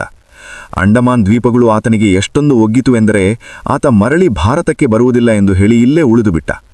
ಎಲ್ಲಾದರೂ ಇರಲಿ, ಒಟ್ಟಿನಲ್ಲಿ ಕ್ಷೇಮವಾಗಿ ಆತ ಇದ್ದರೆ ಸಾಕು ಎಂದು ನಾವೂ ಸಮ್ಮತಿಸಿದೆವು. ಈಗ ಸದ್ಯಕ್ಕೆ ಅವನನ್ನು ನೋಡಲು ನಾನು ಆಗಾಗ ಬರುತ್ತೇನೆ ಎಂದು ತಮ್ಮ ಕಥೆ ಹೇಳಿದರು. ಅಂಡಮಾನ್ನ ಬಗ್ಗೆ ಆತನಿಗೆ ತುಂಬ ಕೃತಜ್ಞತೆ ಇತ್ತು ಎಂದು ಆತನ ಮಾತಿನಲ್ಲಿ ನಮಗನಿಸ್ತು. ಅಂಡಮಾನ್ನ ಅದ್ಭುತ ಹವೆಯ ಬಗ್ಗೆ ಸರ್ಕಾರಿಯ ಆಡಿದ ಮಾತಿನಿಂದ ನಮಗೆಲ್ಲ ತುಂಬ ಖುಷಿಯಾಯಿತು. ಅಂಡಮಾನ್ ಪರ್ವತಗಳಟ್ಟನಿಂದ ಬೀಸುತ್ತಿದ್ದ ಟಾನಿಕ್ ಗಾಳಿಯನ್ನು ಬುಸ್ ಬುಸ್ ಎಂದು ಎಳೆದುಕೊಂಡು ತಲೆದೂಗಿದವು. ಸರ್ಕಾರಿಯ ಅಂಡಮಾನ್ನಲ್ಲಿ ನೋಡಬೇಕಾದ ಸ್ಥಳಗಳ ಬಗ್ಗೆ, ಅಂಡಮಾನ್ನ ಕಾಡು ಜನರ ಬಗ್ಗೆ, ಅಂಡಮಾನ್ನ ಊರು ಜನರ ಜೀವನ ಕ್ರಮದ ಬಗ್ಗೆ ಸಾಕಷ್ಟು ಕೋರ್ದಿದ್ದರು. ಅಂಡಮಾನ್ನ ಕಾಡಿದ್ದ ಪ್ರದೇಶಗಳಲ್ಲಿರುವ ಜರಾವಾ, ಓಂಗೆ, ಸೆಂಟಿನಲ್ ಕಾಡು ಜನರನ್ನು ನೋಡಲು ಅಲ್ಲಿಗೆ ಯಾರೂ ಹೋಗದಂತೆ ಸರ್ಕಾರ ಪ್ರತಿಬಂಧಿಸಿದೆ. ಆದರೆ ನಿಕೋಬಾರ್ನಲ್ಲಿ ಕಾಡು ಜನರು ಮಾತ್ರ ಕ್ರಿಶ್ಚಿಯನ್ ಧರ್ಮಕ್ಕೆ ಮತಾಂತರಗೊಂಡು ಸಂಪೂರ್ಣ ನಾಗರಿಕರಾಗಿದ್ದಾರೆ. ಅವರನ್ನು ಈಗ ಆದಿವಾಸಿಗಳು ಎಂದು ಗುರುತಿಸಲು ಸಾಧ್ಯವಿಲ್ಲ. ಆದರೆ ಮಿಕ್ಕ ಕಾಡು ಜನರು ನಾಗರಿಕ ಜಗತ್ತಿನ ಮನುಷ್ಯರ ಬಗ್ಗೆ ತುಂಬ ಅಸಹನೆಯಿಂದ ನಡೆದುಕೊಳ್ಳುತ್ತಾರೆ. ಪ್ರತಿ ವರ್ಷ ಕಳ್ಳತನದಲ್ಲಿ ಶಿಕಾರಿ ಮಾಡಲು ಅವರಿರುವ ಪ್ರದೇಶಕ್ಕೆ ಹೋಗುವವರಲ್ಲಿ ಅನೇಕರು ಹಿಂದಿರುಗಿ ಬರುವುದಿಲ್ಲ. ಅವರಲ್ಲೇ ಕೊಲ್ಲಲ್ಪಡುತ್ತಾರೆ ಎಂದು ಹೇಳಿದ್ರು. ಜರಾವಗಳ ಬಳಿ ಅನೇಕ ಅದ್ಭುತ ಗಿಡಮೂಲಿಕೆಗಳ ಔಷಧವಿದೆಯಂತೆ. ಆದರೆ ಏನ್ಮಾಡೋಣ, ಹೊರ ಜಗತ್ತಿನ ನಾಗರಿಕರನ್ನು ಕಂಡರೆ ಅವರಿಗೆ ದ್ವೇಷ. ಅದು ಸಕಾರಣವೇ ಎನ್ನಿ. ಅವರ ದ್ವೀಪಗಳನ್ನು ನಾವೇ ಆಕ್ರಮಿಸಿಕೊಂಡು ಅವರನ್ನೇ ಮೂಲೆಗುಂಪು ಮಾಡಿದ್ದೇವೆ ಎಂದು ಸರ್ಕಾರಿಯ ನಿಟ್ಟುಸಿರುಬಿಟ್ರು. ನಾನ್ ಕೌರಿಗೆ ಕ್ಲಿಯರೆನ್ಸ್ ಸಿಕ್ಕಿರಬೇಕು. ಪೋರ್ಟರ್ ಕಡೆಯಿಂದ ಪೈಲಟ್ ದೋಣಿಯೊಂದು ಬರುತ್ತಿರುವುದು ಕಂಡಿತು. ಅದರಿಂದ ಹಾರ್ಬರ್ ಪೈಲಟ್ ನಾನ್ ಕೌರಿಗೆ ದಾಟ್ಕೊಂಡ. ಬಂದರುಗಳ ಬರೀ ಹಡಗುಗಳು ಬಂದ ಕೂಡಲೇ ಆಯಾ ಬಂದರಿನ ಹಾರ್ಬರ್ ಪೈಲಟ್ಗಳು ಬಂದು ಹಡಗನ್ನು ತಮ್ಮ ವಶಕ್ಕೆ ತೆಗೆದುಕೊಳ್ತಾರೆ. ಆಮೇಲಿನದೆಲ್ಲ ಅವರದೇ ಜವಾಬ್ದಾರಿ. ಬಂದರು ಬಿಟ್ಟು ಹೊರ ಸಮುದ್ರಕ್ಕೆ ಹಡಗು ಬಂದ ಮೇಲೆ ಹಡಗನ್ನು ಅದರ ಕ್ಯಾಪ್ಟನ್ ಜವಾಬ್ದಾರಿಗೆ ವಹಿಸಿ ಪೈಲಟ್ ನಿರ್ಗಮಿಸುತ್ತಾನೆ. ಬಹುಶಃ ಒಂದೊಂದು ಬಂದರಿನಲ್ಲೂ ಸಮುದ್ರದ ಆಳ, ನೀರಿನ ಪ್ರವಾಹದ ದಿಕ್ಕು, ಬಂದರು ಕಟ್ಟೆಯ ರಚನೆ ಇವೆಲ್ಲ ಬೇರೆ ಬೇರೆ ರೀತಿಯಲ್ಲಿರುವುದರಿಂದ ಆಯಾ ಬಂದರಿನ ಅಧಿಕಾರಿಗಳೇ ಈ ಜವಾಬ್ದಾರಿಗಳನ್ನು ವಹಿಸಿಕೊಳ್ಳುತ್ತಾರೆಂದು ಕಾಣುತ್ತದೆ. ಬಾರಾಟ್ಯಾಂಗ್ನಲ್ಲಿ ಹಡಗು ನಿಲ್ಲಿಸುವಾಗ ಕೊಂಚ ಹೆಚ್ಚು ಕಡಿಮೆಯಾಗಿ ಹಡಗಿನ ಮಿಣಿಗಳನ್ನು ಬಂದರು ಕಟ್ಟೆಯ ಮೇಲಿರುವ ಉಕ್ಕಿನ ಗೂಟದೊಳಗೆ ಹಾಕುತ್ತಿದ್ದವ ಹಗ್ಗ ಕೈಬಿಟ್ಟು ಆಚೆಗೆ ಜಿಗಿದ. ಹಡಗಿನ ಸಣ್ಣ ತುಯಿತಕ್ಕೆ ಆನೆಯ ಕಾಲಿಗಿಂತ ದಪ್ಪಗಿದ್ದ ಹಡಗಿನ ನೈಲಾನ್ ದಾರ ಲಡೂಬೂಸಿ ಬುಗುರಿ ಹಗ್ಗದಂತೆ ತುಂಡು ತುಂಡಾದುದನ್ನು ನಾನು ಕಣ್ಣಾರೆ ಕಂಡಿದ್ದ. ಒಟ್ಟಿನಲ್ಲಿ ಹಾರ್ಬರ್ಗೆ ಹಡಗು ತಂದು ನಿಲ್ಲಿಸುವಾಗಲಂತೂ ಬಂದರಿನ ಸಿಬ್ಬಂದಿಯವರು ವಿಪರೀತ ಜಾಗ್ರತೆ ವಹಿಸುತ್ತಿದ್ರು. ನಾನ್ ಕೌರಿಯಂತಹ ಅಗಾಧ ಗಾತ್ರದ ಹಡಗು ಅಂಕೆ ತಪ್ಪಿದರೂ ಊಹಿಸಲಸಾಧ್ಯವಾದ ಅನಾಹುತಗಳಾಗಬಹುದೇನೋ. ಪೋರ್ಟ್ ಬ್ಲೇರ್ ಅಂಡಮಾನಿನ ಮುಖ್ಯ ಬಂದರು. ಜಲಸಾರಿಗೆಯೇ ಮುಖ್ಯವಾಗಿರುವ ಅಂಡಮಾನ್ ದ್ವೀಪಗಳಾದ್ಯಂತ 100 ಬಂದರುಗಳಿದ್ದಾವೆ. ಆದರೆ ಅಲ್ಲಿ ಗಲ್ಲಾ ನಾನ್ ಕೌರಿಯಂತಹ ದೊಡ್ಡ ಹಡಗುಗಳು ಹೋಗಲು ಸಾಧ್ಯವಿಲ್ಲ. ಪೋರ್ಟ್ ಬ್ಲೇರ್ ಅಂಡಮಾನಿನ ರಾಜಧಾನಿ ಕೂಡ. ಸುತ್ತ ಪರ್ವತಗಳಿಂದ ಆವೃತವಾದ ಕೊಲ್ಲಿಯೊಂದರಲ್ಲಿರುವ ಪೋರ್ಟ್ ಬ್ಲೇರು ಸ್ವಾಭಾವಿಕ ಬಂದರೆಂದು ಕರೆಯಬಹುದು. ಇಲ್ಲಿ ಹೊರ ಸಮುದ್ರದ ಗಾಳಿಯಾಗಲಿ ಹೆದ್ದರಗಳಾಗಲಿ ಬರುವಂತೆ ಇರಲಿಲ್ಲ. ಹಡಗು ಪೋರ್ಟ್ ಬ್ಲೇರನ್ನು ಸಮೀಪಿಸುತ್ತಿದ್ದಂತೆಯೇ ದೂರದ ಗಿರಿಮರಗಳು ಶ್ರೇಣಿಗಳು ಹತ್ತಿರಾದವು. ಈ ಪರ್ವತಗಳು ದೂರದರ್ಶಕದಲ್ಲಿ ಹಸಿರು ಹುಲ್ಲಿನಿಂದ ಆವೃತವಾದಂತೆ ಕಂಡಿದ್ದವು. ಹತ್ತಿರಾದಾಗ ನಮಗೆ ಗೊತ್ತಾಯಿತು, ಹುಲ್ಲಿನಂತೆ ಕಂಡಿದ್ದು ಹೆಮ್ಮರಗಳ ಸಾಂದ್ರ ವಿಭಿನ್ನ ಎಂದು. ಎಷ್ಟೊಂದು ಒತ್ತೊತ್ತಾಗಿ ಬೆಳೆದಿದ್ದವೆಂದರೆ ಪ್ರತಿಯೊಂದು ಪರ್ವತವೂ ಹಸಿರು ಹುಲ್ಲಿನಿಂದ ಮುಚ್ಚಿದಂತೆ ಕಾಣುತ್ತಿತ್ತು. ಆ ಕಾಡಿನ ದಟ್ಟಣೆಯನ್ನು ನೋಡಿ ನಾವೆಲ್ಲ ಅವಾಕಾಗಿ ಹೋದೆವು. ಇಡೀ ಪಶ್ಚಿಮ ಘಟ್ಟಗಳು ಒಂದು ಕಾಲದಲ್ಲಿ ಹೀಗೇ ಇದ್ದುವು ಎಂದು ನೆನೆಸಿಕೊಂಡು ನಮಗೆಲ್ಲ ದುಃಖವಾಯಿತು. ಇಲ್ಲಿನ ದ್ವೀಪಗಳಲ್ಲಿ ತೀರದಿಂದ ತೀರಕ್ಕೆ ಒಂದಂಗುಲು ಜಾಗ ಬಿಡದಂತೆ ಕಾಡು ಆವರಿಸಿದ್ದನ್ನು ಕಾಣಬಹುದಿತ್ತು. ಪೋರ್ಟ್ ಬ್ಲೇರ್ನಲ್ಲಿ ಹಡಗು ನಿಂತಿತು. ನಾವೆಲ್ಲ ನಮ್ಮ ಗಂಟು ಮೂಟೆ ಕಟ್ಟಲು ಕ್ಯಾಬಿನ್ಗೆ ಓಡಿದೆವು. ಚಂದ್ರು ಹಡಗಿನಿಂದಲೇ ದೂರದರ್ಶಕದಲ್ಲಿ ನಮ್ಮನ್ನು ಇದಿರುಗೊಳ್ಳಲು ನಮ್ಮ ಮಿತ್ರರು ಯಾರಾದರೂ ಬಂದಿದ್ದಾರೆಯೇ ನೋಡಿದರು. ನಮಗೆ ಚಿಂತೆಯಾಗುವಂತೆ ಒಂದೇ ಒಂದು ಪರಿಚಯದ ಮುಖವೂ ಅವರಿಗೆ ಕಾಣಲಿಲ್ಲ. ಮಲ್ಲಿಕ್ ಕಡಗ ತಿರುಗಿ, ಲೋ, ನಮ್ಮ ಸಾಮಿಗಳೊಬ್ರೂ ಕಾಡ್ತಾನೇ ಇಲ್ವಲ್ಲೋ ಎಂದ್ರು. ಪೋರ್ಟ್ ಬ್ಲೇರ್ ಬಹಳ ಸಣ್ಣ ಸಾಧಾರಣ ಬಂದರಿನಂತೆ ಕಾಣ್ತಿತ್ತು. ಮದ್ರಾಸಿಗೆ ಹೋಲಿಸಿದ್ರೆ ಚಿಕ್ಕ ರೈಲ್ವೆ ಸ್ಟೇಷನ್ನಿನಂಥ ಬಂದರು ಕಚೇರಿಯಿತ್ತು. ದೂರದಲ್ಲಿ ಉಗ್ರಾಣದ ಶೆಡ್ಡು ಕಾಣ್ತಿತ್ತು. ಕೆಲವು ಟ್ಯಾಕ್ಸಿಗಳು, 1-2 ಸ್ಕೂಟರ್ಗಳು ನಿಂತಿದ್ದವು. ಹಡಗಿನ ಡೆಕ್ನಿಂದ ಅಂಡಮಾನಿನ ರಾಜಧಾನಿ ಪೋರ್ಟ್ ಬ್ಲೇರು ಸಕಲೇಶ್ವರಪುರ ಅಥವಾ ಮಡಿಕೇರಿ ತರಹ ನನಗೆ ಕಂಡಿತು. 2-3 ದಿನ ನಿಲ್ಲುವ ನಾನ್ ಕೌರಿ ಹಡಗಿನಿಂದ ಇಳಿಯಲು ಜನ ಅನವಶ್ಯಕವಾಗಿ ನುಗ್ಗಾಡ್ತಿದ್ರು. ಅನೇಕರು ನಮ್ಮ ಪಕ್ಕ ನಿಂತಿದ್ದವರು ಕೆಳಗೆ ಇದಿರುಗೊಳ್ಳಲು ಕಾಯುತ್ತಿದ್ದ ತಮ್ಮ ಬಂಧುಮಿತ್ರರಿಗೆ ಕೈ ಬೀಸುತ್ತಿದ್ರು. ಕೆಲವರಂತೂ ಗಟ್ಟಿಯಾಗಿ ಕೂಗಿ ಡೆಕ್ ಮೇಲಿಂದಲೇ ಕ್ಷೇಮ ಸಮಾಚಾರಾದಿ ಸಂಭಾಷಣೆಗಳನ್ನು ಆರಂಭಿಸಿಬಿಟ್ಟರು. ಒಬ್ಬ, ಮದ್ರಾಸಿನಿಂದ ತರಕಾರಿ ಕರುವುದನ್ನು ಮರ್ತಯಾ ಎಂದು ಕೂಗಿದ. ಇನ್ನೊಬ್ಬ, ನನ್ ಹೆಂಡ್ತಿ ಆಗ್ಬರ್ಲಿಲ್ಲ ಎಂದು ಕೇಳ್ತಿದ್ದ. ಕ್ಯೂನಲ್ಲಿ ಜನ ಕೆಳಗಿಳಿಯುತ್ತಾ ಇದ್ರು. ಕ್ಯೂ ಮಧ್ಯೆ 2 ಗಜ ಜಾಗ ಖಾಲಿ ಇದ್ದುದನ್ನು ನೋಡಿ ನಾನು ಅಲ್ಲಿ ನಿಂತೆ. ನಿಂತ ಕೂಡಲೇ ಅದೇಕೆ ಅಷ್ಟು ಜಾಗ ಖಾಲಿ ಇತ್ತು ಎಂದು ಗೊತ್ತಾಯಿತು. ನನ್ನ ಮುಂದೊಬ್ಬ ದೊಡ್ಡ ಕಡೆಯುವ ಕಲ್ಲನ್ನು ಬೆನ್ನಿನ ಮೇಲೆ ಹಾಕಿಕೊಂಡು ಅದನ್ನು 2 ಬೆರಳಲ್ಲಿ ಜಾರದಂತೆ ಹಿಡಿದು ಮುಂದೆ ಸಾಗ್ತಿದ್ದ. ಯಾವ ಕ್ಷಣದಲ್ಲಾದರೂ ಅವನ ಬೆರಳಿಂದ ಜಾರಿ ಹಿಂದೆ ಬೀಳುವುದು, ಹಿಂದೆ ನಿಂತಿದ್ದವರ ಕಾಲನ್ನು ಅಪ್ಪಚ್ಚಿ ಮಾಡುವುದಂತೂ ಖಂಡಿತವಿತ್ತು. ಈ ಅಪಾಯಕಾರಿಯ ಬೆನ್ ಹಿಂದೆ ನಿಲ್ಲುವುದು ಆತ್ಮಹತ್ಯೆಗೆ ಸಮಾನ ಎಂದು ನಾನು ಕೂಡಲೇ ಪಕ್ಕಕ್ಕೆ ಜಿಗಿದು ಕ್ಯೂ ಮುಂದಕ್ಕೆ ಹರಿಯಲು ಅನುವು ಮಾಡಿಕೊಟ್ಟೆ. ನಾನ್ಕೌರಿ ಮತ್ತೆ ಮದ್ರಾಸಿಗೆ ಹಿಂದಿರುಗಲು ಅನೇಕ ದಿನಗಳಿದ್ದವು. ಆದರೂ ಬಸ್ಸುಗಳಿಗೆ ನುಗ್ಗುವಂತೆ ಇಳಿಯುವವರಿಗೆ ಜಾಗ ಕೊಡದೆ ಹತ್ತುವವರು ನುಗ್ಗುತ್ತಿದ್ರು. ಬಂದರು ಕಟ್ಟೆಯಲ್ಲಿ ನಿಂತಿರುವ ಹಡಗಿನಲ್ಲಿ ಕುಳಿತು ಏನು ಮಾಡ್ತಾರೋ ತಿಳಿಯಲಿಲ್ಲ. ಬಹುಶಃ ಮುಂಬರುವ ಪ್ರಯಾಣಕ್ಕೆ ಈಗಲೇ ಜಾಗ ಕಾದಿರಿಸಲು ಹೊರಡುತ್ತಿರೋರೋ ಏನೋ. ಹೊರಗೆ ಇಳಿದು ವೇರ್ಹೌಸ್ ನೆರಳಿಗೆ ನಮ್ಮ ಸಾಮಾನುಗಳೆಲ್ಲ ಒಟ್ಟು ರಾಶಿ ಹಾಕಿದೆವು. ನಾನು ನಮ್ಮ ಗುಂಪನ್ನು ಫೋಟೋ ತೆಗೆಯಲು ಕ್ಯಾಮೆರಾ ರೆಡಿ ಮಾಡ್ತಿದ್ದೆ. ಅಷ್ಟರಲ್ಲಿ ಗೆಳೆಯ ಪ್ರಶಾಂತ್ ಮತ್ತು ಬೆಳವಾಡಿ ಆಗಮಿಸಿದ್ರು. ಅವರು ಬಹಳ ಮೊದಲೇ ಬಂದು ನಮಗಾಗಿ ಕಾಯುತ್ತಿದ್ದರಂತೆ. ನಾನ್ಕೌರಿಗೆ ಕ್ಲಿಯರೆನ್ಸ್ ಸಿಕ್ಕದೆ ದೂರ ಸಮುದ್ರದಲ್ಲಿದ ಎಂದು ತಿಳಿದ ನಂತರ ಹಾಗೆ ಅಡ್ಡಾಡಲು ಹೋಗಿದ್ರಂತೆ. ನಮ್ಮೆಲ್ಲ ನೋಡಿ ಅವರ ಮುಖದಲ್ಲಿ ಮಂದಹಾಸ ತುಂಬಿ ಹುಳುಕಿತು. ಕೈ ಕುಲುಕುತ್ತಾ, ಅಂತೂ ಅಂಡಮಾನಿಗೆ ಬಂದ್ರಲ್ಲ ಎಂದ್ರು. ಅವರನ್ನು ನಾನು ನಮ್ಮ ಸಾಮಾನುಗಳ ರಾಶಿಯ ಪಕ್ಕ ನಿಲ್ಲುವಂತೆ ಹೇಳಿ ಫೋಟೋ ತೆಗೆಯಲು ಅನುವಾದೆ. ಅಷ್ಟರಲ್ಲಿ ಯಾರೋ, ಇಲ್ಲಿ ತೆಗೆದ್ರೆ ಏನ್ ಪ್ರಯೋಜನ, ನಾವಿಳಿದ ಹಡಗಿನ ಪಕ್ಕ ನಿಂತು ಫೋಟೋ ತೆಗೆಸ್ಕೊಂಡ್ರೆ ಸರಿಯಾಗಿರುತ್ತದೆ, ಇಲ್ಲಿ ತೆಗೆದ್ರೆ ಅಂಡಮಾನಿಂದೋ ಬೆಂಗಳೂರಿಂದೋ ಒಂದು ಗೊತ್ತಾಗುವುದಿಲ್ಲ ಎಂದು ತರೆ ತೆಗೆದರು. ಬೆಳವಾಡಿ, ನಾನು ನಿಮ್ಮ ಸಾಮಾನುಗಳನ್ನು ನೋಡಿಕೊಂಡು ಇಲ್ಲಿರುತ್ತೇನೆ, ನೀವು ಬೇಗ ಹಡಗಿನ ಬಳಿ ಹೋಗಿ ಫೋಟೋ ತೆಗೆದುಕೊಂಡು ಬನ್ನಿ ಎಂದರು. ಅದೆಲ್ಲ ಆಗುವುದಿಲ್ಲ, ನಮ್ಮ ಗಂಟು ಮೂಟೆಗಳೊಡನೆ ಫೋಟೋ ತೆಗೆದರೆ ಸರಿ, ಆಗ ಯಾರೂ ನಮ್ಮ ವಿರುದ್ಧ ಚಕಾರ ಎತ್ತುವುದಿಲ್ಲ ಎಂದು ಇನ್ನೊಂದು ಶಕರಾರು ಶುರುವಾಯಿತು. ಆಯ್ತಪ್ಪ ಎಂದು ಬಿಸಿಲಲ್ಲಿ ಮತ್ತೆ ಸಾಮಾನುಗಳನ್ನು ಹೊತ್ತುಕೊಂಡು ಹಡಗಿನ ಬಳಿ ವಾಪಸ್ ಹೋಗುವವರಂತೆ ನಾನ್ಕೌರಿ ಬಳಿಗೆ ಹೋದೆವು. ಹಡಗಿನ ಸಿಬ್ಬಂದಿ, ಹಡಗಿನ ನ್ಯಾವಿಗೇಟರ್, ಸರ್ವರ್ ಜೋಸೆಫ್ ಎಲ್ಲ ಡೆಕ್ನ ಮೇಲಿಂದ ನಮ್ಮ ಮಂಗಾಟಗಳನ್ನು ನೋಡಿ ನಗುತ್ತಿದ್ರು. ನಾವು ಎಲ್ಲಾದರೂ ಹೋದರೆ ಪ್ರವಾಸ ಮುಗಿಸಿ ವಾಪಸಾದ ನಂತರ ನಮ್ಮನ್ನು ವಿಚಾರಿಸಿ ವಿವರಗಳನ್ನು ಕೇಳುವ ಮಿತ್ರರ ದೃಷ್ಟಿಯನ್ನು ನಾವು ಪ್ರವಾಸದಲ್ಲಿ ಪರಿಗಣಿಸುತ್ತೇವೆ. ಅದು ನೋಡಲಿಲ್ಲವೋ ಇದು ನೋಡಲಿಲ್ಲವೋ ಎಂದು ಅವರಲ್ಲಿ ಕೇಳುತ್ತಾರೋ ಎಂದು ಹೆದರಿಯೇ ಆದಷ್ಟು ಸ್ಥಳಗಳಿಗೆ ಭೇಟಿ ಕೊಟ್ಟು ಊರಲ್ಲಿರುವವರಿಗೆ ಆತ್ಮಶಾಂತಿ ಮಾಡ್ತೇವೇನೋ. ಪೋರ್ಟ್ ಬ್ಲೇರ್ನಲ್ಲಿ ಇಳಿದ ಕೂಡಲೇ ನಾವು ಮಾಡಿದ್ದು ಇದನ್ನೇ. ನೀವು ಎಷ್ಟು ದಿನ ಇರಲು ಬಂದಿದ್ದೀರಿ ಎಂದು ಶರ್ಮಾ ಕೇಳಿದ್ರು. ಬೆಂಗಳೂರಿನವರಾದ ಶರ್ಮಾ ಕೃಷಿ ವಿಜ್ಞಾನಿಯಾಗಿ ಅಂಡಮಾನಿನ ಕೃಷಿ ಸಂಶೋಧನಾ ಕೇಂದ್ರದಲ್ಲಿ ಕೆಲಸ ಮಾಡ್ತಿದ್ರು. 20 ದಿನ ರಜಾ ಹಾಕಿ ಬಂದಿದ್ದೀವಪ್ಪ, ಅಂಡಮಾನ್ನಲ್ಲಿ ಏನೇನು ನೋಡೋದಿದೆ ಪಟ್ಟಿ ಹಾಕಿ ಎಂದು ನಮ್ಮ ಟೀಮಿನ ಮ್ಯಾನೇಜರ್ ಆಗಿದ್ದ ಮಲ್ಲಿಕ್ ಹೇಳಿದ್ರು.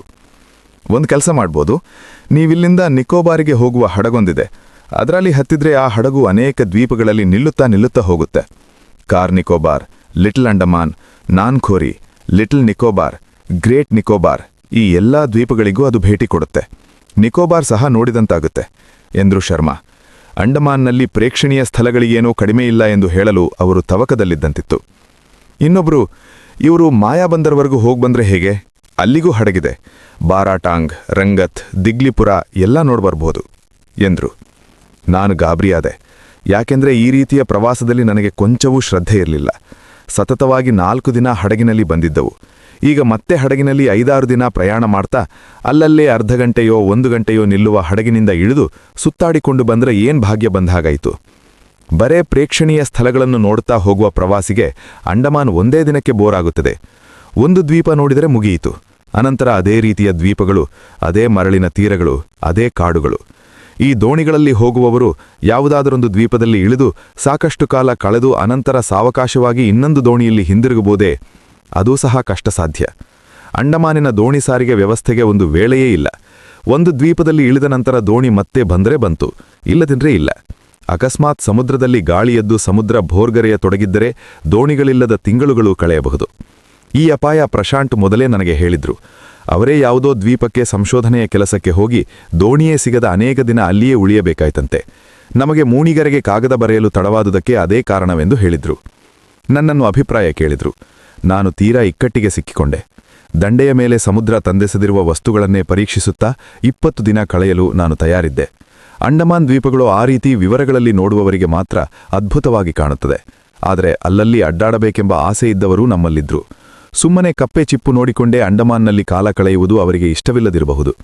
ನನಗೆ ನನ್ನ ಅಭಿಪ್ರಾಯ ತಿಳಿಸಲು ತುಂಬ ಇಕ್ಕಟ್ಟಾಯಿತು.